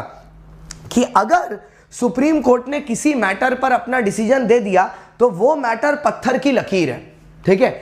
आर्टिकल 141 जो कॉन्स्टिट्यूशन का है वो ये बोलता है कि अगर सुप्रीम कोर्ट ने एक पर्टिकुलर केस में एक जजमेंट दिया है, ठीक है, जैसे जैसे जैसे सॉलमन वर्सेस सॉलमन, जैसे नरेंद्र कुमार वर्सेस सरजो मालो कंपनीज एक्ट में, फ्यूचर में जाके अगर किसी भी हाई कोर्ट के सामने वो सेम केस आता है, ठीक है, क्या कुछ और है बुक का आंसर, तुम्हारा दिमाग कुछ और है, समझ में आया हिमांशु आनंद? अगर वो सेम केस किसी के सामने आता है, ठीक है, तो हाई कोर्ट्स को भी सेम ही डिसीजन देना होगा, ठीक है। High courts will also have to give the same decision only, ठीक है, they have to give the same decision only. अगर वो सेम ऑन ऑल 4 ग्राउंड्स उसके सामने, अब इसी चीज को 2 लैटिन वर्ड से और एक इंग्लिश फ्रेज और 2 लैटिन वर्ड से बोला गया है, ध्यान से मेरी बात सुनना, ठीक है। ये कॉमन लॉ है क्या? अगर आपके सुप्रीम कोर्ट ने एक डिसीजन दिया है तो एज पर article 141 all high courts will follow it.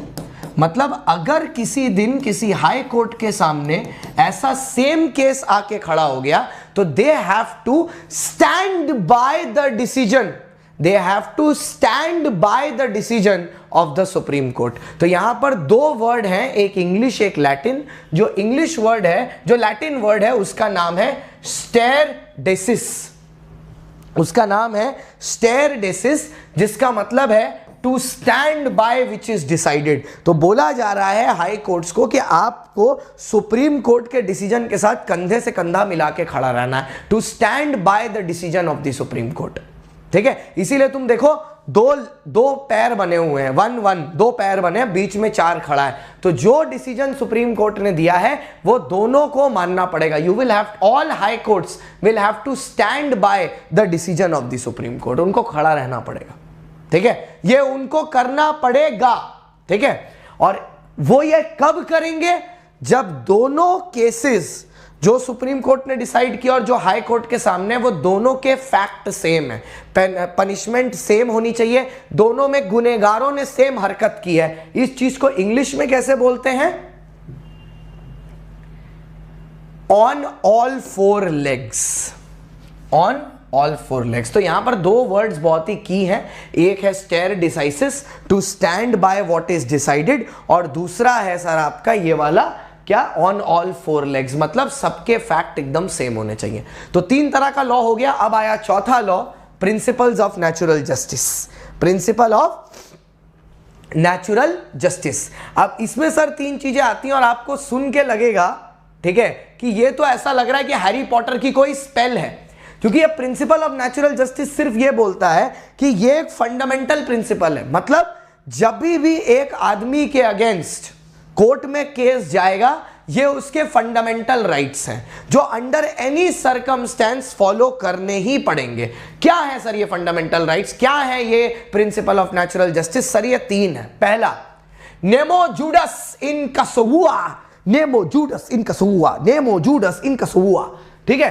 तो नेमो जूडस इन कसुआ का मतलब क्या है कि अगर मान लो एक जज के ऊपर केस हुआ है कि उसने किसी का खून किया है, क्या वो जज उस केस में जो उसके ऊपर हुआ है उसका खुद ही जज बन सकता है क्या? बिल्कुल नहीं सर। अगर मैं जज हूं, ठीक है, अगर मैंने जज की पढ़ाई की है और मैं अगर जज हूं और मेरे ऊपर ही कोई इल्जाम लगा रहा है कि मैंने चोरी की है या मैंने खून किया है, तो उस केस में मैं ही जज थोड़ी ना बन सकता हूं, वरना तो मैं तो अपने फेवर में ही जजमेंट दूंगा ना, मैं खुद के अगेंस्ट थोड़ी ना जाऊंगा, ठीक है। तो एक ये हुआ।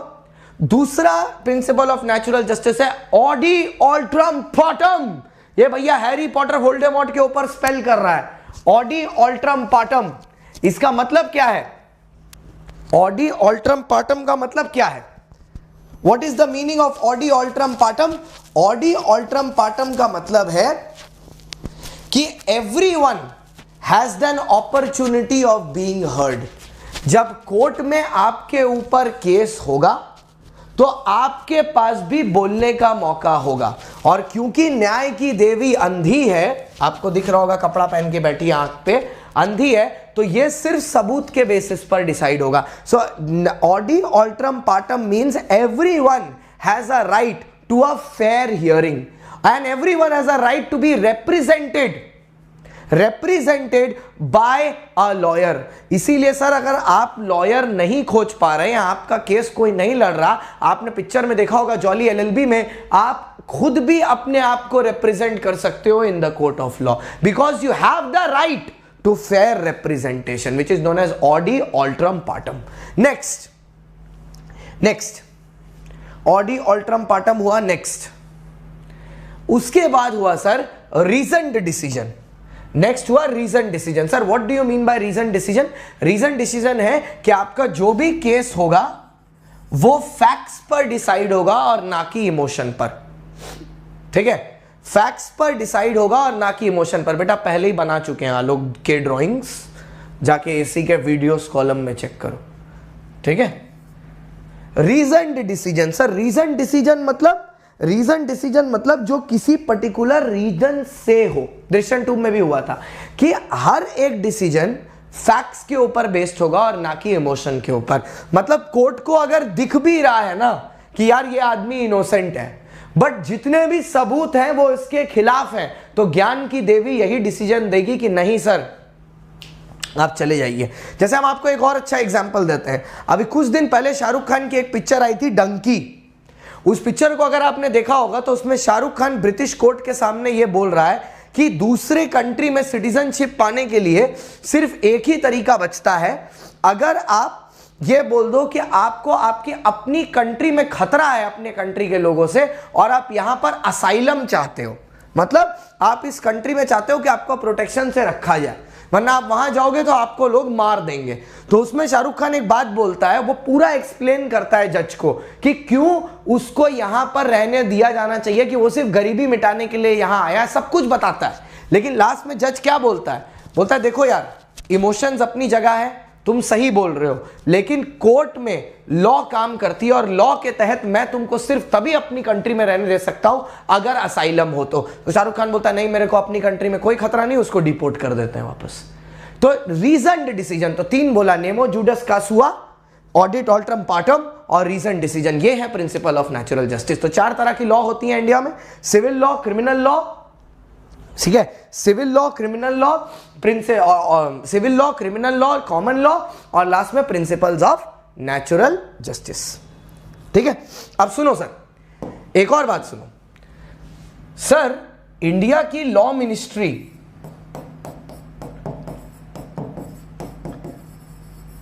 इंडिया की लॉ मिनिस्ट्री के अंदर 3 पार्ट है, ठीक है, एक लेजिस्लेटिव, एक एग्जीक्यूटिव और एक जुडिशरी।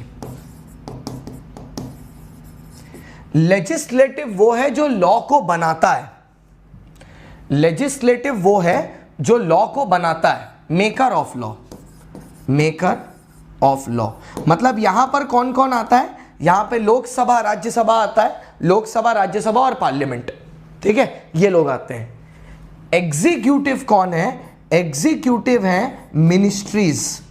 इन मिनिस्ट्रीज का काम होता है लॉ को एनफोर्स करना, कि एक बार कोई लॉ पास हो गया है, अब मिनिस्ट्रीज का काम है यह देखना कि वो लॉ इंडिया में फॉलो किया जाए। उसके बाद आती है जुडिशरी। जुडिशरी 3 लेवल पर ऑपरेट करती है, supreme court, high court, district court, ये 3 कोर्ट्स होते हैं। इनका काम होता है जस्टिस ग्रांट करना, इनका काम होता है जो केसेस आए हैं सामने, जो ये इंप्लीमेंटेशन में जो केसेस उठ के आ रहे हैं पब्लिक के, उनको सॉल्व करना। तो जो एनफोर्सिंग द लॉ होता है ना, कि लॉ को लोग फॉलो करें, वो किसकी रिस्पॉन्सिबिलिटी होती है, वो होती है सर आपकी रिस्पॉन्सिबिलिटी ऑफ वेरियस मिनिस्ट्रीज। और इसीलिए अब आप अपने इस चैप्टर के 2nd पार्ट में जा रहे हो, मैंने 2 घंटा बोला, 2 घंटा में बढ़िया से खत्म होगा। हाँ, पार्लियामेंट लेजिस्लेटिव में आता है बेटा, पार्लियामेंट लोकसभा और राज्यसभा लेजिस्लेटिव में आते हैं। एग्जीक्यूटिव विंग में सारी मिनिस्ट्रीज आती हैं, ठीक है, और जुडिशरी में supreme court, high court, district court, वैसे एक और कोर्ट भी आता है लास्ट में, मेट्रोपॉलिटन, बता देंगे लेकिन वो, ठीक है। मतलब जुडिशरी का मेन काम है जस्टिस ग्रांट करना। आपने अभी लेजिस्लेटिव पढ़ लिया, आपने सीख लिया लॉ कैसे बनता है। अब हम लोग आ रहे हैं मिनिस्ट्रीज में। अब आपको इंडियन गवर्नमेंट की वेरियस मिनिस्ट्रीज के बारे में पढ़ाया जाएगा, जहां से हम एग्जाम में सीधा सीधा शॉर्ट नोट एक्सपेक्ट करते हैं, सीधा सीधा शॉर्ट नोट। मतलब यहां पर तो सर बात ही करने का नहीं है, अपने को पता ही है कि यहां से सर एक ही चीज आने वाली है, वो है भर भर के शॉर्ट नोट, ठीक है। मतलब हमको पता है ये बात। सर आपको कैसे बता रहे, मेरे सपने में आया था सर, मेरे सपने में आया था कि भैया इससे भर भर के क्वेश्चन पूछा जाएगा। मैं सो रहा था, मेरे सपने में आया था, ठीक है, मेरे सपने में आया था, मैं सो रहा था, मेरे सपने में आया था। ऑडी ऑल्ट्रम पार्टम, ठीक है। तो चलिए सर वेरियस मिनिस्ट्रीज के बाद चलते हैं। आपको पूरा मैं 2 घंटे के अंदर ये चैप्टर ऐसा पढ़ा दूंगा ना कि आपको बहुत अच्छे तरीके से ये आ जाएगा और once in for all close हो जाएगा। और आपको जब भी रिवाइज करना हो आप यहां खोल लेना, आपका रिवीजन हो जाएगा, ठीक है, आपका रिवीजन हो जाएगा। ओके, सबसे पहले सर, सबसे पहले इसमें आती है सर आपकी मिनिस्ट्री ऑफ फिनेंस, MOF। हां एकदम। क्लास कब तक बेटा, हम 2 घंटा लेंगे, 1 बजे के पहले मेरा सब खत्म हो जाएगा, ठीक है, 1 बजे के पहले मेरा सब खत्म हो जाएगा। और वो भी एकदम ब्यूटीफुल तरीके से, ऐसा नहीं कि बस ऊपर ऊपर से पढ़ा दे रहे हैं। आप देखोगे तो जितना कुछ टीचर आधा घंटा 1 घंटा में खत्म कर देते हैं ये टॉपिक, हमने रेगुलर क्लास में भी इस पर 11 क्लास के आसपास पढ़ाया है इस पे। और इसमें भी हमने ऑलमोस्ट टू ऑलमोस्ट आपको सेम लेवल की क्लैरिटी देके पूरा काम करने की कोशिश की है, जिससे आपका कुछ भी छूटे ना। एक सेकंड मेरे को बस देना, हम एक चीज आपके लिए लगा रहे हैं।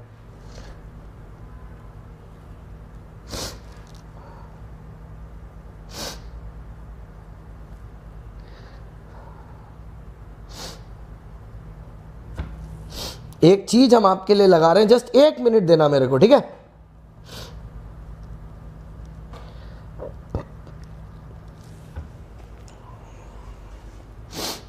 एक मिनट देना मेरे को, जस्ट अ सेकेंड। आप थोड़ा सा सांस ले लो, पानी उनी पी लो, 1 मिनट दो मेरे को खाली, हम भी थोड़ा पानी पी लेते हैं, जस्ट अ मिनट।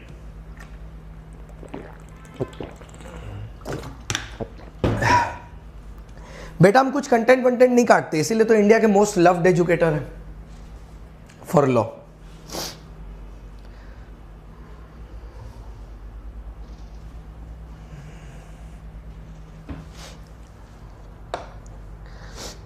आ जाओ, टेलीग्राम।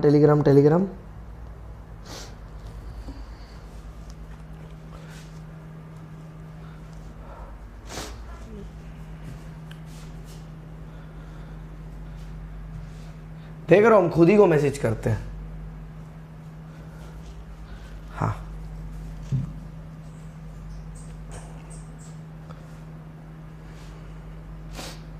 हो जा जल्दी, हो गया। चलो इधर वापस आओ। मैंने ना आपके लिए एक बहुत अच्छी सी नोटिंग तैयार की है, दिखाता हूं मैं आपको, और वो भी पूरा 100% नोटिंग है, ऐसा नहीं कि कुछ कंटेंट कटा हुआ है, वो आप देख ही सकते हो। Insert PDF 12:10। हाँ सर,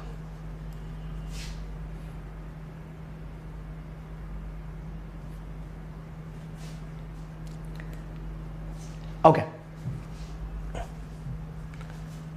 सोर्सेज ऑफ लॉ पढ़ा दिया। नेक्स्ट, रिक्वायरमेंट प्रोसेस, हाँ, types of criminal law done. Okay, आओ सर,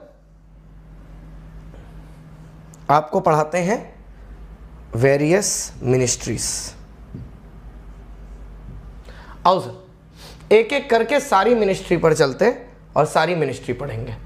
सबसे पहले आती है सर मिनिस्ट्री ऑफ फिनेंस, ठीक है? सबसे पहले आती है मिनिस्ट्री ऑफ फिनेंस, ठीक है? MOF, ठीक है? सबसे पहले आता है मिनिस्ट्री ऑफ फिनेंस, ठीक है? ठीक है, सबसे पहले आता है मिनिस्ट्री ऑफ फिनेंस। आओ सर, मिनिस्ट्री ऑफ फाइनेंस किन मैटर्स को डील करता है? सर हर एयरपोर्ट का ना, ठीक है, हर एयरपोर्ट का, हाँ रजत, हर एयरपोर्ट के ना 3 अल्फाबेट में कोड होते हैं, ठीक है? जैसे दिल्ली का अल्फाबेट का, दिल्ली का एयरपोर्ट का कोड है DEL, बॉम्बे का है BOM, चेन्नई का है MAA, वैसे ही कोलकाता का है CCU, ठीक है? तो मैंने एक एक्रोनिम बनाया, CCU एयरपोर्ट इज LIT। तो ये जो मिनिस्ट्री ऑफ फाइनेंस है, ये कौन से मैटर्स को डील करती है? इसको वित्त मंत्रालय भी बोलते हैं। ये इंडिया के कॉन्स्टिट्यूशन की सबसे इंपॉर्टेंट मिनिस्ट्री है, क्योंकि पैसे से रिलेटेड है। और ये कौन से मैटर को डील करती है? ये डील करती है CCU is LIT।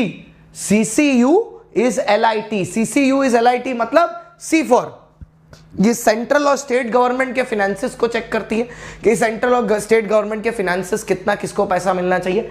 C, India में कैपिटल मार्केट्स को रेगुलेट करती है। कैपिटल मार्केट्स में जो शेयर मार्केट होती है ना, जिसको सेबी देखती है, सेबी मिनिस्ट्री ऑफ फाइनेंस के अंदर ही काम करती है। आपको क्लास के बाद मिल जाएंगे। यूनियन बजट, ये भैया जो बजट प्रेजेंट किया जाता है ना हर साल फरवरी 1 तारीख को, जो मिनिस्ट्री ऑफ फाइनेंस का, जो मिनिस्ट्री ऑफ फाइनेंस के हेड होते हैं, जिसको फाइनेंस मिनिस्टर बोलते हैं, वो बजट प्रेजेंट करती हैं। हमारी फाइनेंस मिनिस्टर कौन है? निर्मला सीतारमण ताई, वो यूनियन बजट प्रेजेंट करती हैं। इज LIT, और ये काम क्या करता है? लेजिस्लेशन का, कोई भी इनकम टैक्स रिलेटेड लॉज होती हैं वो यही बनाता है। आई, इंस्टीट्यूशंस को, फाइनेंशियल इंस्टीट्यूशंस के काम को भी चेक करता है, मतलब जो RBI है ना, रिजर्व बैंक ऑफ इंडिया, वो भी इनके अंडर ही काम करता है। और लास्ट में आता है टैक्सेशन। तो CCU is LIT, C for centre and state finance, C for capital market, U for union budget, L for legislation मतलब लॉज रिलेटेड टू टैक्सेशन बनाना, I for financial institutions and T for taxation. इन matters को ये देखता है। Next, ये हमें कौन सी सर्विसेज प्रोवाइड करते हैं? ये हमें कौन सी सर्विसेज प्रोवाइड करते हैं? थोड़ा सा लैग है, मोमेंट्री है। ये हमें कौन सी सर्विसेज प्रोवाइड करते हैं? अभी ठीक हो गया, ठीक हो गया, ठीक हो गया। ये हमें कौन सी सर्विसेज प्रोवाइड करते हैं? तो ये हमें सर्विसेज प्रोवाइड करते हैं रेस की। रेस की मतलब दौड़ने की। हाँ सर, दौड़ने की। ये हमें प्रोवाइड करते हैं दौड़ने की service. R for Indian revenue service, IRS बोलते हैं इसको। ये IRS की सर्विस प्रोवाइडर्स जो होते हैं, ये मिनिस्ट्री ऑफ फाइनेंस ही IRS की सर्विस प्रोवाइड करती है। IRS, Indian revenue services.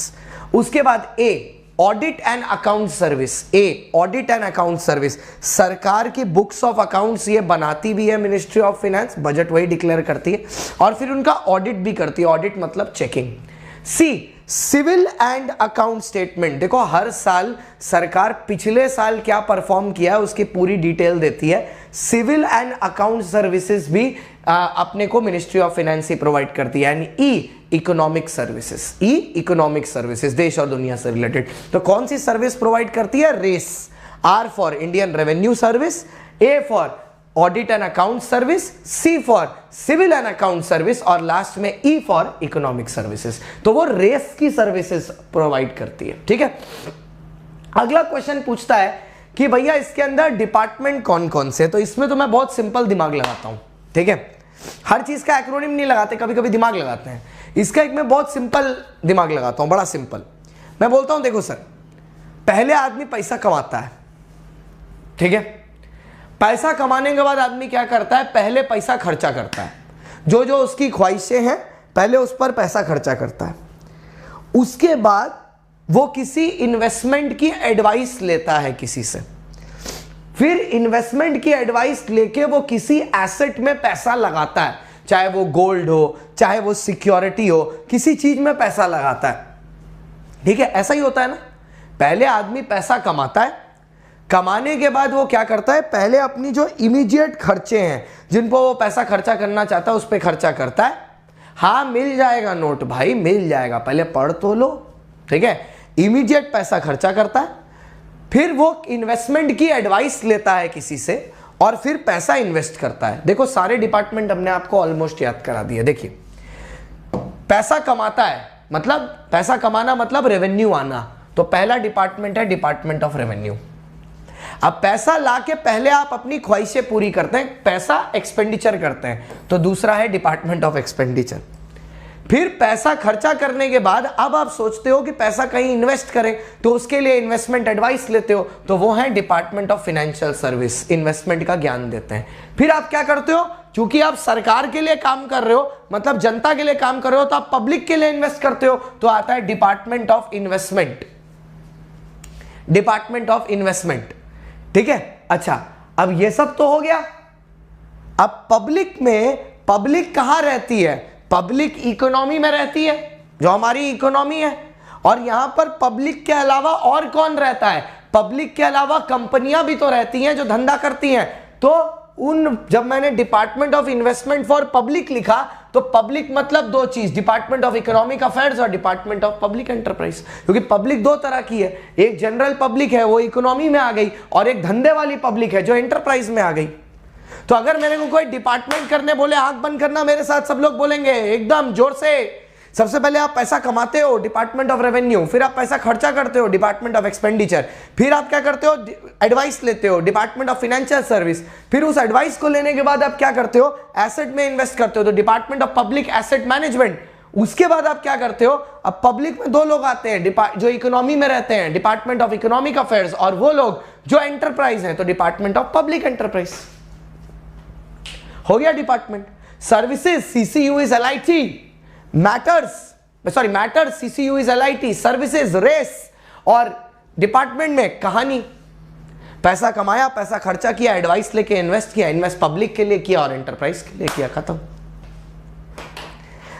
एकदम कॉन्सेप्ट वाइज मेरे साथ साथ बोलेंगे, ये मत सोचिए नोट्स तो मिलेंगे ही, लेकिन याद अगर इसी क्लास में हो गया ना तो बर्डन खत्म हो जाएगा।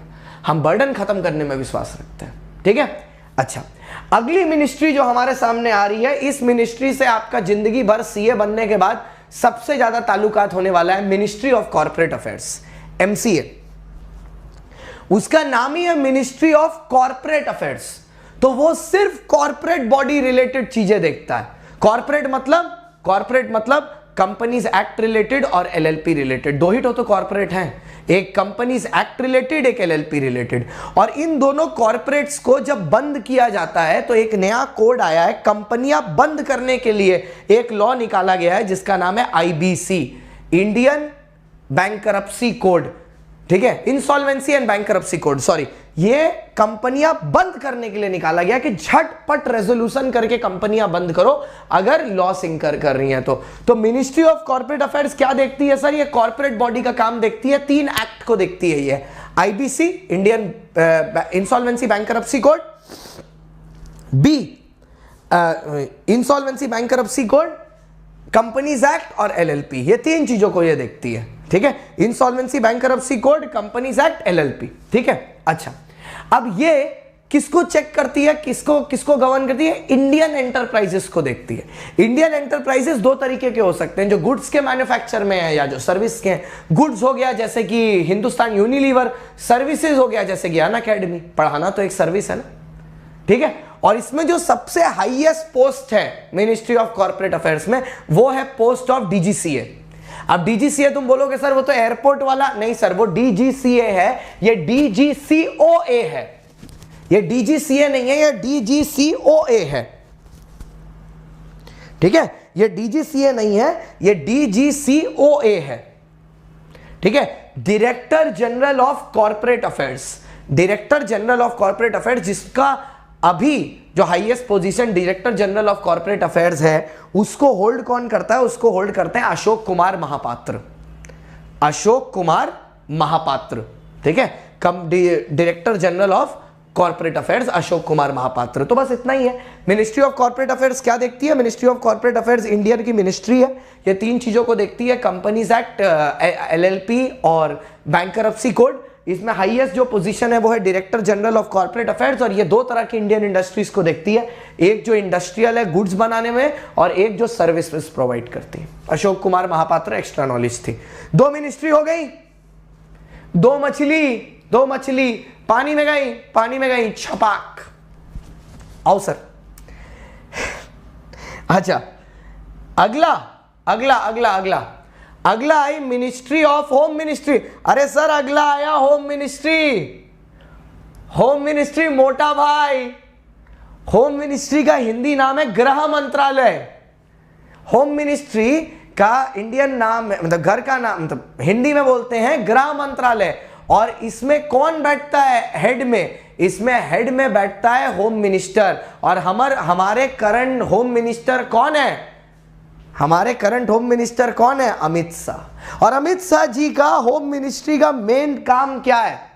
अभी थोड़े दिन पहले इन्होंने सीएए निकाला ना, सिटीजनशिप एक्ट और एनआरसी। क्या करना चाह रहे हैं ये? अपने देश को प्रोटेक्ट करना चाह रहे हैं आईडी दिखा के। अपने देश को प्रोटेक्ट करना चाह रहे हैं आईडी दिखा के। आईडी मतलब ये काम करती है आईडी के लिए, internal security of the country and domestic policy. ID के लिए काम करती है, internal security of the company and domestic policy. ID के लिए काम करती है, internal security of company and domestic policy, ID. मोटा भाई, ठीक है। अच्छा सर, मोटा भाई का एक डायलॉग बहुत फेमस है। आर्टिकल 370 में मोटा भाई की जिसने एक्टिंग की है, ठीक है, उन महाशय ने बोला था, लेकिन उन्होंने जस्टिस नहीं कर पाए वो डायलॉग के साथ, क्योंकि मोटा भाई ने जिस टेंडेंसी से बोला था ना, वो खाली मोटा भाई बोल सकते हैं। मुद्दा चल रहा था कि कश्मीर के ऊपर जो आर्टिकल 370 है वो हटाएं या ना हटाएं। तो उस पे किसी ने ये कह दिया राज्यसभा में, ओपोनेंट मिनिस्टर ने, कि कश्मीर हमारा नहीं है, कश्मीर इंडिपेंडेंट है। तो मोटा भाई को गुस्सा आ गया। मोटा भाई ने बोल दिया, कैसे बोल सकते हैं आप कश्मीर हमारा नहीं है, जान दे देंगे उसके लिए। ठीक है, कैसे कह दिया आपने कश्मीर हमारा नहीं है? तो ऐसे करके इसमें बात की। तो अब आप देख रहे हो मोटा भाई और कश्मीर के बारे में बहुत बात हो गई है। तो क्या कश्मीर हमारा है? क्या कश्मीर हमारा है? क्या कश्मीर हमारा है? सब बच्चे चैट में लिखेंगे, क्या कश्मीर हमारा है? हाँ सर, कश्मीर हमारा है। तो क्योंकि कश्मीर हमारा है, क्या हमें कश्मीर को प्रोटेक्ट करना चाहिए? हाँ सर, हमें कश्मीर को प्रोटेक्ट करना चाहिए। क्यों? क्योंकि कश्मीर हमारा है, और कश्मीर को प्रोटेक्ट हमें सबसे ज्यादा कहां पर करना है? बॉर्डर पर करना है, क्योंकि इस तरफ बॉर्डर में पाकिस्तान वाले बैठे हैं और इस तरफ बॉर्डर में चाइना वाले बैठे हैं, ठीक है। और आपको लगता है ये लोग, पता है हम लोग से इतना चिढ़ते क्यों हैं? क्योंकि हम लोग भारत देश के वासी हैं, और भारत देश में विभिन्न विभिन्न प्रकार की लैंग्वेजेस हैं, अलग अलग स्टेट हैं, लेकिन सब जगह के लोग एक दूसरे से बहुत प्यार करते हैं। जय हिंद, जय भारत, ठीक है। सब लोग बहुत ही प्रिय हैं, भारत को बहुत पसंद करते हैं। इसी बात पर जो लोग इसको रिकॉर्डेड अगर देखें तो जय हिंद जय भारत जरूर लिख दीजिएगा चैट में। जय हिंद जय भारत लिख के चैट में लिख दीजिएगा अपने कमेंट बॉक्स में, जब आप इसको अगर रिकॉर्डेड देखोगे तो। और भैया उसमें ये जरूर लिख देना आप कौन सी सिटी से देख रहे हो उसको, ठीक है। सर आपने इतनी कहानी क्यों बनाई? मैंने सारे डिपार्टमेंट बता दिए आपको। देखिए, मैंने सारे डिपार्टमेंट बता दिए आपको। मैंने आपको सबसे पहले बात करते हुए क्या बोला? मैंने बोला जम्मू एंड कश्मीर हमारा घर है, तो पहला डिपार्टमेंट है department of Jammu and Kashmir. फिर मैंने क्या बोला? वो हमारा घर है, तो दूसरा डिपार्टमेंट है डिपार्टमेंट ऑफ होम। फिर हमने क्या बोला? हमें अपने घर को प्रोटेक्ट करना है, तो डिपार्टमेंट ऑफ सिक्योरिटी। फिर मैंने क्या बोला? बॉर्डर पर प्रोटेक्ट करना है, तो डिपार्टमेंट ऑफ बॉर्डर मैनेजमेंट। फिर मैंने क्या बोला? हमारे इंडिया में बहुत सारे स्टेट हैं और उसमें लोग अलग अलग तरह के लोग हैं, अलग अलग तरह की लैंग्वेजेस बोलते हैं, department of official language, department of state. मैं तो पढ़ा ही रहा था, आपको ऐसे लगा कि सर छोड़ के मूवी की बात करने लगे। मैं तो मूवी में भी पढ़ाई खोजता हूं, ठीक है, मैं तो मूवी में भी पढ़ाई खोजता हूं। तो मैंने क्या बोला? सर जम्मू एंड कश्मीर हमारा घर है, डिपार्टमेंट ऑफ JNK, ठीक है, हमारा घर है, तो डिपार्टमेंट ऑफ होम मेरा घर हो गया। मैं अपने घर को प्रोटेक्ट करता हूं, डिपार्टमेंट ऑफ सिक्योरिटी। किस पे प्रोटेक्ट करता हूं? बॉर्डर पे करता हूं, सरहद में हमारे जवान बैठे हैं हमारे हिफाजत के लिए, उनको भी एक सलाम मेरा, डिपार्टमेंट ऑफ बॉर्डर मैनेजमेंट। और जब मैं ये डिपार्टमेंट ऑफ बॉर्डर मैनेजमेंट करता हूं तो मैं अपनी कंट्री को जो डिफरेंट डिफरेंट पार्ट्स में, स्टेट्स में बांटा गया, डिपार्टमेंट ऑफ स्टेट्स, और हर स्टेट की अपनी लैंग्वेज है, department of official languages. So these are the departments which are there in a country. 3 आपने कर लिए, डिपार्टमेंट ऑफ फिनेंस मिनिस्ट्री कर लिया, मिनिस्ट्री ऑफ फिनेंस, ठीक है, गृह मंत्रालय कर लिया, मिनिस्ट्री ऑफ कॉर्पोरेट अफेयर्स कर लिया। अगली मिनिस्ट्री पर चलते हैं, ministry of law and justice. इस मिनिस्ट्री से हमारा खासम खास ताल्लुकात है। सर बड़ा छोटा सा है, बहुत थोड़ा सा दिया हुआ है, MLA और डिपार्टमेंट। देखो बढ़िया सिंपल दिया हुआ है, ministry of law and justice के मैटर्स दिए हुए हैं, क्या क्या मैटर में वो डील करते हैं, और कौन सा डिपार्टमेंट कौन से मैटर को देखता है, मैंने साथ साथ लिख दिया।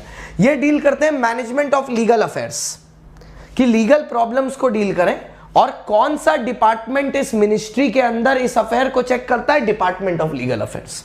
मतलब मिनिस्ट्री के अंदर, सरकारी मिनिस्ट्री के अंदर अलग अलग डिपार्टमेंट बने, जैसे मिनिस्ट्री ऑफ ट्रांसपोर्ट है, उसके अंदर रेलवे है, बस है, प्लेन है, एयरपोर्ट अथॉरिटी है, अलग अलग है। वैसे ही मिनिस्ट्री ऑफ लीगल अफेयर्स है, मिनिस्ट्री ऑफ लीगल अफेयर्स को कौन देख रहा है? Department of legal affairs. फिर क्या आती है? Legislative activity. लेजिस्लेटिव मतलब लॉ बनाना, उसको कौन देख रहा है? Legislative department. अभी बताया था ना, ministry of law and justice में 3 पार्ट है, सबसे पहला लेजिस्लेटिव था। तो मैटर ऑफ लीगल अफेयर्स कौन देख रहा है? डिपार्टमेंट ऑफ लीगल अफेयर्स, ठीक है। ये हो गया आपका एक तरीके से एग्जीक्यूटिव विंग। फिर लेजिस्लेटिव एक्टिविटीज को कौन देख रहा है? लेजिस्लेटिव डिपार्टमेंट, ये हो गया आपका लेजिस्लेटिव विंग, ठीक है। और तीसरा एडमिनिस्ट्रेशन ऑफ जस्टिस, इसको कौन देख रहा है? डिपार्टमेंट ऑफ जस्टिस, ये हो गया आपका जुडिशरी विंग। जो पीछे पढ़ाया था स्टार्ट करते समय वही तो है ये। तो MLA के अपने अपने डिपार्टमेंट है, M management of legal affairs, L legislative activity, A administration of justice. M देखेगा department of legal affairs, L देखेगा legislative department, administration of justice देखेगा डिपार्टमेंट ऑफ जस्टिस। खत्म कहानी, खत्म कहानी, ठीक है। आओ सर अगला, SEBI, security exchange board of India. ये तो भैया बहुत मशहूर हो गया जब से हुआ हर्षद मेहता स्कैम। अच्छा, हम आपको सेबी के बारे में एक बहुत अच्छी सी बात बताएं। SEBI is known as the securities exchange board of India. इसका काम क्या है? इसका काम यह है शेयर मार्केट के जो ट्रांजैक्शंस होते हैं ना, उसको रेगुलेट करना और इनोसेंट इन्वेस्टर को प्रोटेक्ट करना। ज्यूरिसडिक्शन क्या होता है? ज्यूरिसडिक्शन मतलब एरिया होता है जहां तक आपका जजमेंट पहुंच सकता है, जहां तक आपका जजमेंट कवर करता है। जैसे सुप्रीम कोर्ट का ज्यूरिसडिक्शन है इंडिया, हाई कोर्ट का ज्यूरिसडिक्शन होगा उसका पर्टिकुलर स्टेट, ठीक है। और sir security exchange board of India SEBI, तो सेबी क्या करता है सर? सेबी का काम है इंडिया के पूरे स्टॉक और शेयर मार्केट में जो भी ट्रांजैक्शन होता है उसको मॉडरेट करना और उसको कंट्रोल करना। ठीक है, हर्षद मेहता स्कैम से सेबी का क्या रिलेशन है मैं आपको बताता हूं। सेबी एज अ बॉडी, मतलब as a fully functioning body, security exchange board of India 1988 में ही बन चुकी थी। लेकिन उस टाइम क्योंकि इंडिया एक इतने भयंकर रिसेशन से गुजर रहा था, जहां पर बहुत बड़े बड़े मैटर्स इंडिया के सामने प्रॉब्लमैटिक थे, आप इंडियन इकोनॉमी में पढ़ोगे, इतना वाइड क्राइसिस आया हुआ था इंडिया के ऊपर, तो उस टाइम इंडिया उन सब मैटर्स में इन्वॉल्व था। इसी टाइम के बीच ने हर्षद मेहता ने स्टॉक मार्केट में घुस के सबसे बड़ा स्कैम किया था। इसके ऊपर पूरी की पूरी स्टोरी भी है, डॉक्यूमेंट्री भी है, सीरीज भी है। और इसमें हर्षद मेहता की जो ओरिजिनल हर्षद मेहता स्कैम की सीरीज है वो 1992, इसी को अभिषेक बच्चन ने भी बनाया है बिग बुल के नाम से। ठीक है, बिग बुल के नाम से, ठीक है, बिग बुल के नाम से उन्होंने भी बनाया है। तो ये 1988 में हर्षद मेहता स्कैम जब हुआ और 1992 में जब ये स्कैम एक्सपोज हुआ जनवरी के महीने में, तब समझ में आया कि ये जो सेबी हमने बॉडी बनाई है ना, इसको कुछ पावर्स भी देनी पड़ेगी। तब मिनिस्ट्री ऑफ फाइनेंस ने सेबी को कंट्रोल दे दिया, पूरी पावर दे दी शेयर मार्केट को रेगुलेट और चेक करने की in the year 1992। So Harshad Mehta was the reason that SEBI got so much power from 30th January 1992, वरना बॉडी तो वो 1988 में ही बन गया था। लेकिन ये जो मेन कंट्रोल है ना सिक्योरिटीज मार्केट और कमोडिटी मार्केट, तो दोनों में फर्क क्या है? सिक्योरिटीज मार्केट में जहां शेयर्स वगैरह बिकते हैं, कमोडिटी मार्केट जहां पर गोल्ड, सिल्वर, धनिया, हाँ धनिया, मिर्चा, चावल ये भी बिकता है टन्स एंड किलोज में। ऐसा नहीं 10,000 टन खरीद लिया तो चावल 10,000 टन आ जाएगा, वो 10,000 टन आपके डीमैट अकाउंट में चला जाएगा। आप कल को उसको बेच के जो डिफरेंस इन प्राइसेस है उससे प्रॉफिट बना सकते हो। ठीक है, तो ये हर्षद मेहता स्कैम 1992 में हुआ था और ये मिनिस्ट्री को हेड कौन करते हैं? Securities and commodity market. ठीक है, तो आज की डेट में SEBI, the security exchange board of India 1992, ये भैया वो बॉडी है जो इसको गवर्न करता है, मिनिस्ट्री को। ठीक है, हर्षद मेहता को। ओके, तो हर्षद मेहता स्कैम के बाद सेबी को ये पावर मिली है। बट एग्जाम में हर्षद मेहता लिखना मत, एग्जाम में आएगा तो लिखोगे SEBI stands for security exchange board of India which regulates the security and commodity market and looks into the interest of the investor. It was made as a body in the year 1988, but powers were given in 1992 under the SEBI Act and it is headed by the Ministry of Finance. अब ये कैसे पता चला मेरे को Ministry of Finance? पीछे चलो, Ministry of Finance वाले पेज में चलो। Ministry of Finance वाले पेज में देखो ऊपर लिखा हुआ था कैपिटल मार्केट, CCU में कैपिटल मार्केट। यहां से मेरे को पता है कि इसको रेगुलेट कौन करता है? इसको रेगुलेट सेबी करता है। सारी चीजें लिंक्ड है बेटा। ठीक है, आपको ब्रेक चाहिए, हम आपको 2 मिनट का भी 5 मिनट का ब्रेक देंगे, खाली ये खत्म कर लें। लास्ट है मेरा रिजर्व बैंक ऑफ इंडिया, फिर हमारे डिपार्टमेंट्स खत्म हो जाएंगे और हम सीधा जुडिशरी में चलेंगे और वो आखिरी होगा। मतलब इसके बाद हम आपको 5 मिनट का ब्रेक देंगे, आप लोग जाके पानी वानी पी के वापस आ जाना और फिर 15 मिनट भी नहीं लेंगे, मुश्किल से 10 से 12 मिनट लेंगे और खत्म कर देंगे पूरा। ठीक है, आइए sir, reserve bank of India, जैसे कि आपने सुना है आरबीआई। ठीक है, इंडिया में नहीं दुनिया में हर कंट्री में एक एपेक्स बैंक होता है। एपेक्स बैंक होता है मतलब वो बैंक जो पूरे बैंकिंग सिस्टम को रेगुलेट करता है। जैसे इंडिया के केस में उस बैंक का नाम है reserve bank of India, RBI. ठीक है, it is an apex bank, apex मतलब सबसे ऊपर, और ये पूरे बैंकिंग सिस्टम को कंट्रोल करता है। ठीक है सर, एक बात आपके बुक में नहीं दी हुई, मैं आपको एक्स्ट्रा इंफॉर्मेशन बता देता हूं। आरबीआई एक बॉडी बना है अप्रैल 1935 में, लेकिन आरबीआई एक्ट बना था 1934 में। एक्ट पहले बन गया, बॉडी बाद में बनी। ठीक है, अब आरबीआई के जो डिपार्टमेंट है बेटा, ये बहुत ज्यादा इंपॉर्टेंट है for examination purpose. I have a feeling ये सीधा आपको शॉर्ट नोट दे देंगे, 3 से 4 नंबर का पूछ लेंगे, right a short note on the reserve bank of India, सीधा। ठीक है, तो आरबीआई के अंदर बेटा 3 डिपार्टमेंट काम करते हैं, एक BRBNM, एक NPCI और एक DIGCC। ठीक है, तीनों समझाते हैं हम आपको। सबसे पहला BRBNM, भारतीय रिजर्व बैंक नोट मुद्राएं। पुराने जमाने में करेंसी को मुद्रा बोलते थे। भारतीय रिजर्व बैंक नोट मुद्राएं, ये क्या होता है? ये जो डिपार्टमेंट है ये रिस्पॉन्सिबल है भारतीय रिजर्व बैंक, भारतीय रिजर्व बैंक, भारतीय मतलब इंडियन है, भारतीय रिजर्व बैंक नोट मुद्राएं। तो कीवर्ड है नोट मुद्राएं। यहां पर बेसिकली नोट की प्रिंटिंग होती है। जैसे कि आपको पता होगा आरबीआई में, ठीक है, आरबीआई में, रिजर्व बैंक ऑफ इंडिया में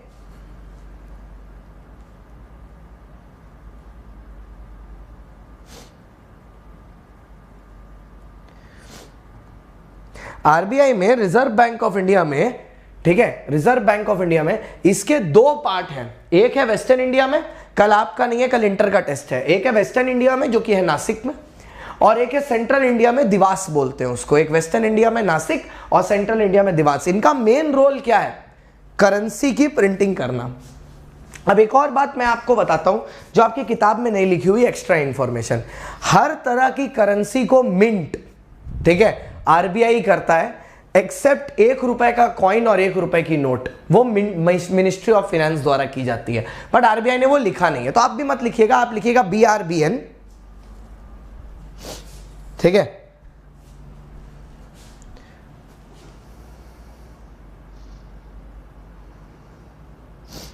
ठीक है, BRBN, भारतीय रिजर्व बैंक नोट मुद्राएं, BRBN। और ये किस लिए बना हुआ है? एक इसका डिपार्टमेंट दिवास में है, that is your central India, और एक आपका वेस्टर्न इंडिया में जिसको नासिक बोलते हैं। और काम इसका क्या है? To mint and print Indian currency. Indian currency को मिंट और प्रिंट करना है।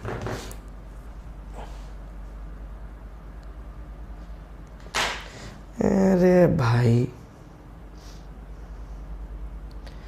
जो चैप्टर 1 का टेस्ट हुआ था उसको भूल जाइए, कल टेस्ट है उसके लिए पढ़िए।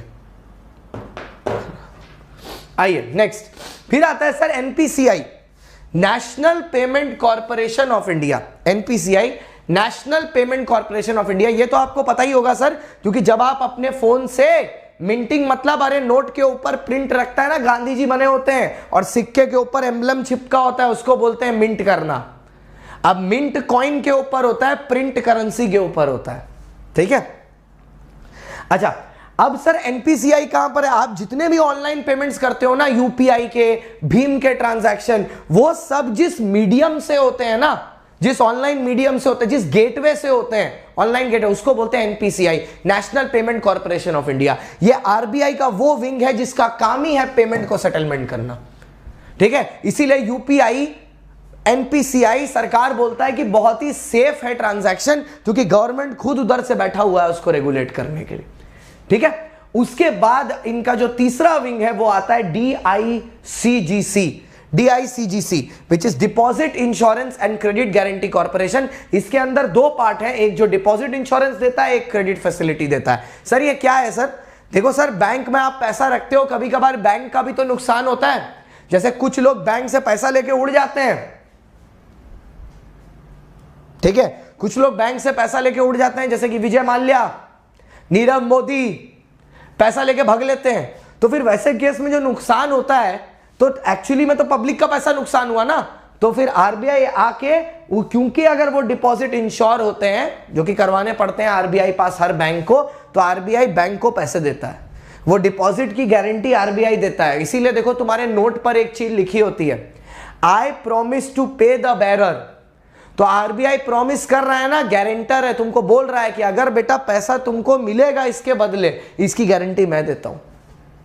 तो बैंक, जो कमर्शियल बैंक होते हैं, वो जाके अपना इंश्योरेंस करवा सकते हैं, करवाते ही हैं, करवा सकते क्या है, अपने डिपॉजिट का इंश्योरेंस आरबीआई पास। तो कौन से हो गए सर? पहला हो गया बीआरबीएन, भारतीय रिजर्व बैंक नोट मुद्राएं, जो जिसके अंदर दो पार्ट, नासिक सेंट्रल इंडिया और Dewas central India, Nashik western India. काम क्या करते हैं? Print and mint currency. फिर आया NPCI, national payment corporation of India, जो काम करती है पेमेंट सेटलमेंट। फिर आया sir deposit insurance and guarantee facility, जो डिपॉजिट का इंश्योरेंस और गारंटी फैसिलिटी प्रोवाइड करती है। सिंपल, टॉक विद मी बोल रहा, याद कैसे करेंगे? याद कर, क्या याद करना, ऐसे ही याद हो गया, याद कैसे करेंगे। ठीक है चलो सर 2 मिनट का ब्रेक लो, 3 मिनट का ब्रेक लो, एक बार आप स्ट्रीम एग्जिट करके वापस आ जाओ, कोई दिक्कत नहीं है, पानी वानी पी लो, पैर वैर सीधा कर लो, 3 मिनट में आ जाना। मैंने 1 बजे बोला है ना, मैं 1 बजे के पहले खत्म कर दूंगा, पक्का प्रॉमिस। 3-4 मिनट का ब्रेक ले लो, we will resume at 12:42। 4 minute का ले लो, स्ट्रीम एग्जिट करके वापस आ जाओ, कोई दिक्कत नहीं है।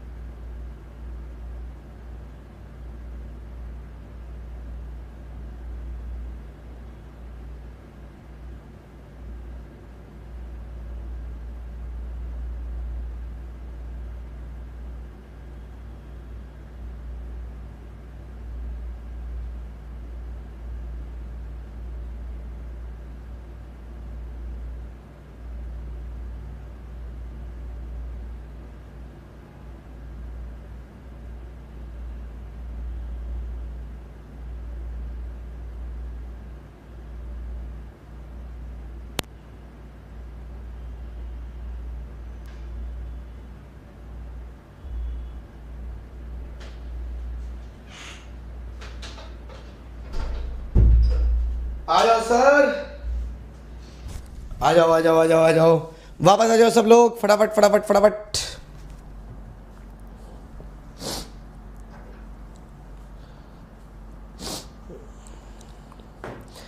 जल्दी जल्दी आ जाओ बच्चों। और एक और रिस्पॉन्सिबिलिटी है आपकी, आप अपने छोटे भाइयों बहनों को और जो जूनियर्स हैं आपके, जो कहीं पर भी गलत जगह फंसे हुए हैं, जो नए बैच का इंतजार कर रहे हैं, जो सितंबर के लिए प्रिपेयर करना चाहते हैं, हैप्पी बर्थडे बेटा, ठीक है, प्रिपेयर करना चाहते हैं, उनको आप सही जगह ले आइए, उनको बता दीजिए, ठीक है, कि महाबली बैच भैया 23 तारीख से शुरू हो रहा है, कहीं और जाके अपना समय ना बर्बाद करें और गलत जगह रॉन्ग नंबर से बचें, ठीक है, रॉन्ग नंबर से बचें,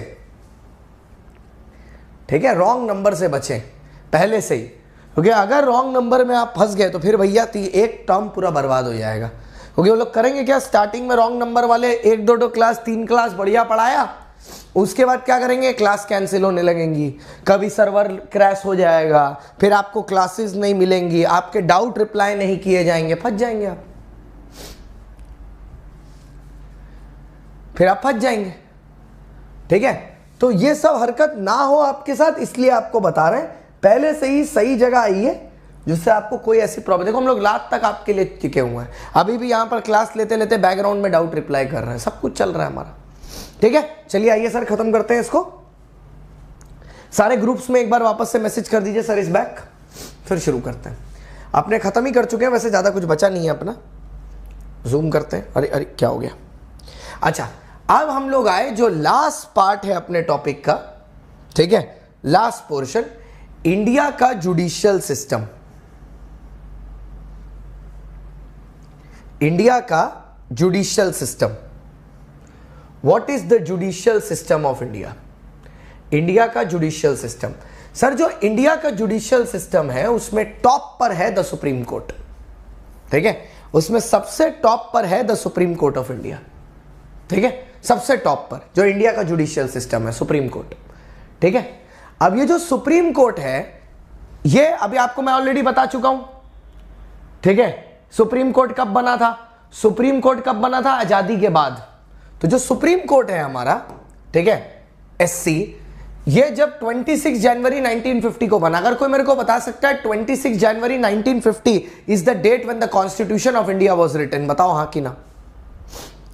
the date when the constitution of India has been written, हाँ, तो उसी दिन से सुप्रीम कोर्ट बना है। जब इनिशियली सुप्रीम कोर्ट बना था ना तो इसमें खाली 7 मेंबर थे, ठीक है, सिर्फ 7 जजेस थे।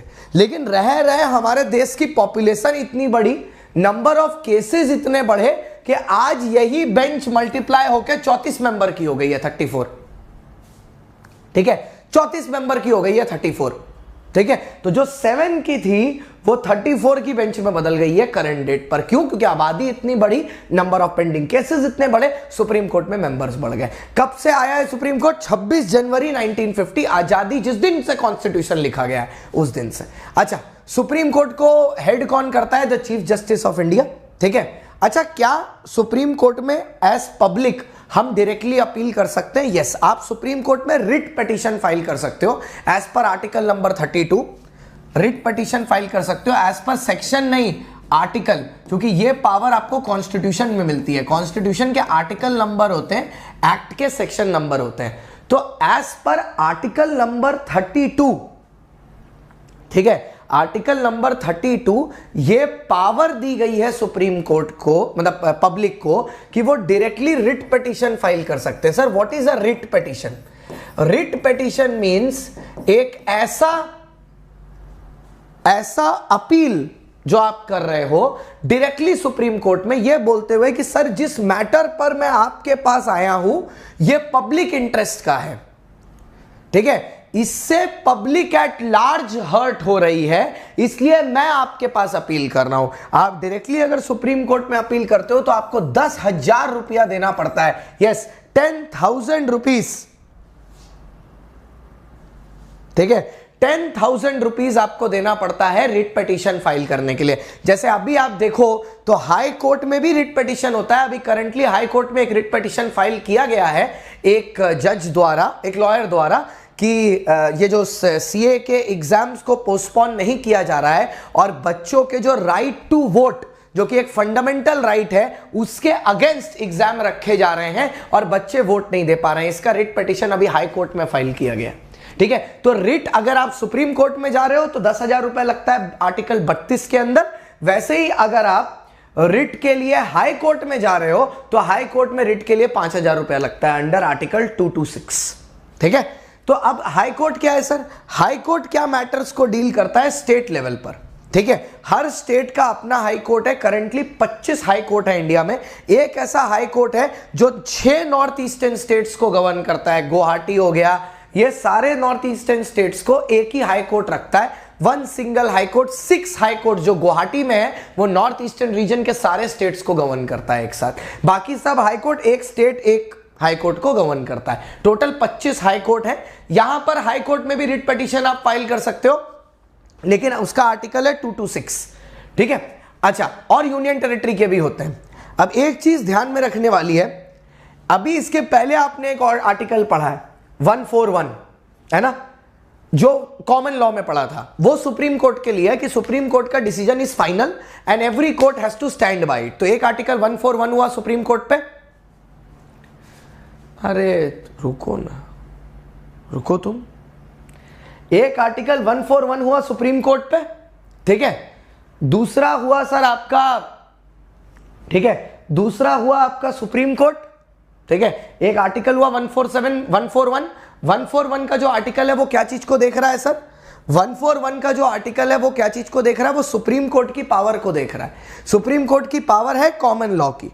उसके बाद जो आर्टिकल है 32, उसने सुप्रीम कोर्ट को राइट क्या चीज का दिया कि सुप्रीम कोर्ट में रिट पिटीशन फाइल कर सकते हैं हम लोग, ठीक है। फिर आया आर्टिकल 226 जो हाई कोर्ट में रिट पिटीशन की फाइल करता है। लेकिन सर दोनों में फर्क देखो क्या है, जब आप सुप्रीम कोर्ट में जाओगे तो आप writ petition against public interest, अगर कोई भी काम हुआ है तो वहां जाओगे। लेकिन ये वाला रिट सिर्फ फंडामेंटल राइट के अगेंस्ट होगा तो ही हाई कोर्ट के पास जा सकते हो। It covers only fundamental rights. इसीलिए जो राइट टू वोट हर सिटीजन का फंडामेंटल राइट्स में आता है, और यही वो जो लॉयर हैं वो इल्जाम लगा रही हैं कि आईसीआई क्योंकि एग्जाम ले रहा है इस वजह से बच्चे अपने फंडामेंटल राइट को एक्सरसाइज नहीं कर पा रहे, which is right to vote. इसलिए writ petition which is a fundamental right article number 226 के अंदर 226 के अंदर हाई कोर्ट को ये मेरे पास पावर है कि मैं हाई कोर्ट में डायरेक्टली अपील कर सकता हूं, लेकिन 5,000 रुपए डालने पड़ेंगे, ठीक है। तीसरा कोर्ट जो इसमें आता है वो है डिस्ट्रिक्ट कोर्ट। अब डिस्ट्रिक्ट कोर्ट में क्या है sir, district court high court के नीचे बनाए जाते हैं डिस्ट्रिक्ट लेवल पर। वो भी अगर हाई कोर्ट को लगे कि डिस्ट्रिक्ट कोर्ट बनाना है तो वो डिस्ट्रिक्ट कोर्ट क्रिएट कर सकता है। डिस्ट्रिक्ट कोर्ट सिर्फ और सिर्फ सिविल मैटर्स को डील करेंगे, no criminal matter, only civil matters को डील करेंगे, ठीक है। और उसमें भी कौन कौन से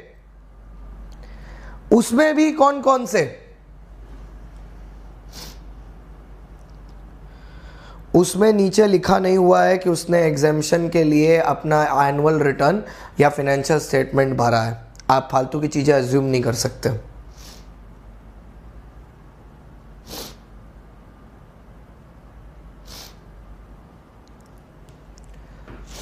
आइए तो सर अब डिस्ट्रिक्ट कोर्ट वाले में आते हैं। अब डिस्ट्रिक्ट कोर्ट क्या डील करता है, ये सिविल मैटर्स को ही डील करता है सिर्फ और सिर्फ। लेकिन यहां पर ना सिविल मैटर्स तो भैया हाई कोर्ट भी करता है, तो यहां पर एक अमाउंट की लिमिट लगा दी कि 2 करोड़ तक का सिविल मैटर होगा तो डिस्ट्रिक्ट कोर्ट डील करेगा, 2 करोड़ के ऊपर का मैटर होगा तो हाई कोर्ट में चले जाएंगे, ठीक है। तो ये डिस्ट्रिक्ट कोर्ट सुप्रीम कोर्ट के मतलब हाई कोर्ट के अंदर फंक्शन करते हैं। उसके बाद मेट्रोपॉलिटन सिटीज में जहां पर पॉपुलेशन 10 लाख के ऊपर है वहां पर मेट्रोपॉलिटन कोर्ट भी क्रिएट किया जा सकता है, जिसको प्रिसाइड करता है, जिसमें जज बैठता है मेट्रोपॉलिटन मजिस्ट्रेट। आपने इसका जो मेन काम होता है वो हम आपको बताते हैं। अगर किसी को भी अरेस्ट किया जाता है तो उसमें कंप्लायंस ये होती है कि विदिन 24 आवर्स, विदिन 24 घंटा, विदिन 24 आवर्स आपको करना क्या है, उस आदमी को भैया अरेस्ट करना होता है। अरेस्ट करने के 24 आवर्स के अंदर आपको उसको मजिस्ट्रेट के सामने प्रेजेंट करना होता है। You have to make sure that he is present in front of the magistrate within 24 आवर्स, ठीक है। वो होता है सर मेट्रोपॉलिटन जज। अब मेट्रोपॉलिटन जज कहां पर, मेट्रोपॉलिटन कोर्ट कहां पर फंक्शन करता है, जहां पर पॉपुलेशन 10 लाख से ज्यादा है, मोर देन 10 लाख तो मेट्रोपॉलिटन। और अगर 10 लाख से ज्यादा है तो बनाया। अब वहां पर क्या करना है, वहां पर मेट्रोपॉलिटन कोर्ट में वो उसका काम मजिस्ट्रेट का सिर्फ इतना होता है कि जो जिसको भी अरेस्ट किया जाता है उसको मजिस्ट्रेट के सामने अपीयर कराया जाता है with in 24 hours. And that my friend is the complete portion of IRF Indian regulatory framework. पूरा स्टार्टिंग से लेके एंड तक सारा का सारा मैंने आपको करा दिया। अब जो लोग मेरे साथ टेलीग्राम में नहीं एडेड है, अभी मैं आपको लिंक भेज देता हूं टेलीग्राम का, तो आप इस टेलीग्राम चैनल पर ज्वाइन हो जाइए, जिससे मैं अभी ये जो नोट्स मैंने क्लास में यूज़ किए हैं इंक्लूडिंग मेरी बुक का ये चैप्टर, ये दोनों मैं आपको अभी के अभी भेज दूंगा कि जिससे आपको देरी ना हो, ठीक है, जिससे आपसे मिस ना हो।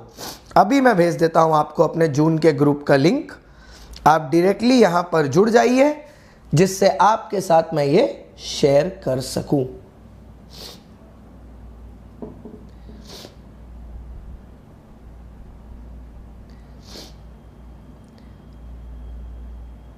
हाँ, आपने सैटरडे तो वन शॉट करेंगे, मैंने पहले ही बोल दिया। जल्दी जल्दी जल्दी जल्दी ऊपर पहले लिंक को ज्वाइन कर लीजिए, बाय बाय बाद में बोलिएगा, पहले लिंक को ज्वाइन तो कर लीजिए भैया, बाय बाय बाद में बोल लीजिएगा। पहले ज्वाइन तो कर लीजिए, ठीक है। आप लोग सब इस लिंक को ज्वाइन कर लीजिए जो मैंने अभी भेजा है। इसमें मैं अभी के अभी ऊपर जो टेलीग्राम लिंक है इसमें मैं अभी के अभी फर्स्ट मैराथन डन। अच्छा guys, thank you so much for the lovely appreciation, thank you so much, बहुत मजा आया। प्लीज अब मैं जब स्ट्रीम एंड करूं तो प्लीज जय भारत कैसा लगा आपको, ठीक है। हाँ, स्टैट्यूट मतलब the law pass by the parliament, ठीक है। अब कैसा लगा आपको उसका ओपिनियन जरूर दे दीजिएगा। कल क्लास 11, कल नहीं है, कल तो संडे है ना, मंडे को क्लास अपनी नॉर्मल 11 बजे होगी और उसमें मैं चालू कर दूंगा आपका जो टॉपिक है इंडेमनिटी का, रिवीजन के लिए मैं शुरू कर दूंगा। और thank you so much for the one shot, thank you so much for coming sir, I love you all. Please अपने लवली कमेंट्स वीडियो में जरूर दीजिएगा। और ये सबसे पहला वन शॉट है आईआरएफ के टॉपिक का जो अभी तक YouTube पर आया है, तो हम चाहेंगे कि इसको आप अपने दोस्तों के साथ शेयर करें, एकदम दबा के शेयर करें और फिर मजा करें, ठीक है। तो आई होप आप लोग ग्रुप में ऐड हो ही गए होंगे, ठीक है। अभी मेरे को दिख तो नहीं रहा है वैसे आप ऐड होते हुए, ठीक है, बट ठीक है, ऊपर लिंक लगा हुआ है तो आप अपने हिसाब से हो जाइएगा, ठीक है। हम बस ये नोटिंग आपको अभी के अभी वहां पर शेयर किए देते हैं। So thank you so much guys for being the lovely audience that you are. बहुत मजा आया हमको आपको पढ़ाने में। चैनल पर बने रहिएगा यार, चैनल को सब्सक्राइब जरूर कर लीजिएगा। बस इतनी छोटी सी मेरी आपसे अपेक्षा है, प्लीज थोड़ा सा स्टार्टिंग का वीडियो लेके हमको टैग जरूर कर दीजिएगा इंस्टाग्राम में, हमको और अनअकैडमी सीए को। अनअकैडमी सीए को इतनी स्टोरी में टैग करो कल के लिए इंस्टाग्राम पर कि उनका रीपोस्ट करते करते हालत खराब हो जाए, कि उनको लगे कि हाँ भैया ये चैनल आप देख रहे हो, मैं इस चैनल पे कितने दिन बाद लाइव आया हूं, लेकिन क्यों? क्योंकि मुझे पता था कि मैं जब भी आदमी अपने घर वापस आता है उसको उतना ही प्यार मिलता है अपने घर वाले लोगों से जितना उसको पहले मिलता था। आज देखो आप 300 के आसपास लोग आए हो अपना प्यार मेरे साथ शेयर करने, सो thank you so much for that, ठीक है। और इसी तरह हमारा प्यार, पढ़ाई, सारी चीजें चलती रहेंगी, तो आप टेंशन मत लीजिए। और जल्दी जल्दी सारी चीजें भैया प्लीज यूट्यूब पर कमेंट और इंस्टाग्राम में प्लीज अपना स्टोरी शेयर करके मेरे को टैग जरूर करिएगा, ठीक है। Let the world know that we have already started with the marathon series every Saturday. और अब जब खत्म करने की बारी आई तो थोड़ा अपने स्टाइल में ही करेंगे।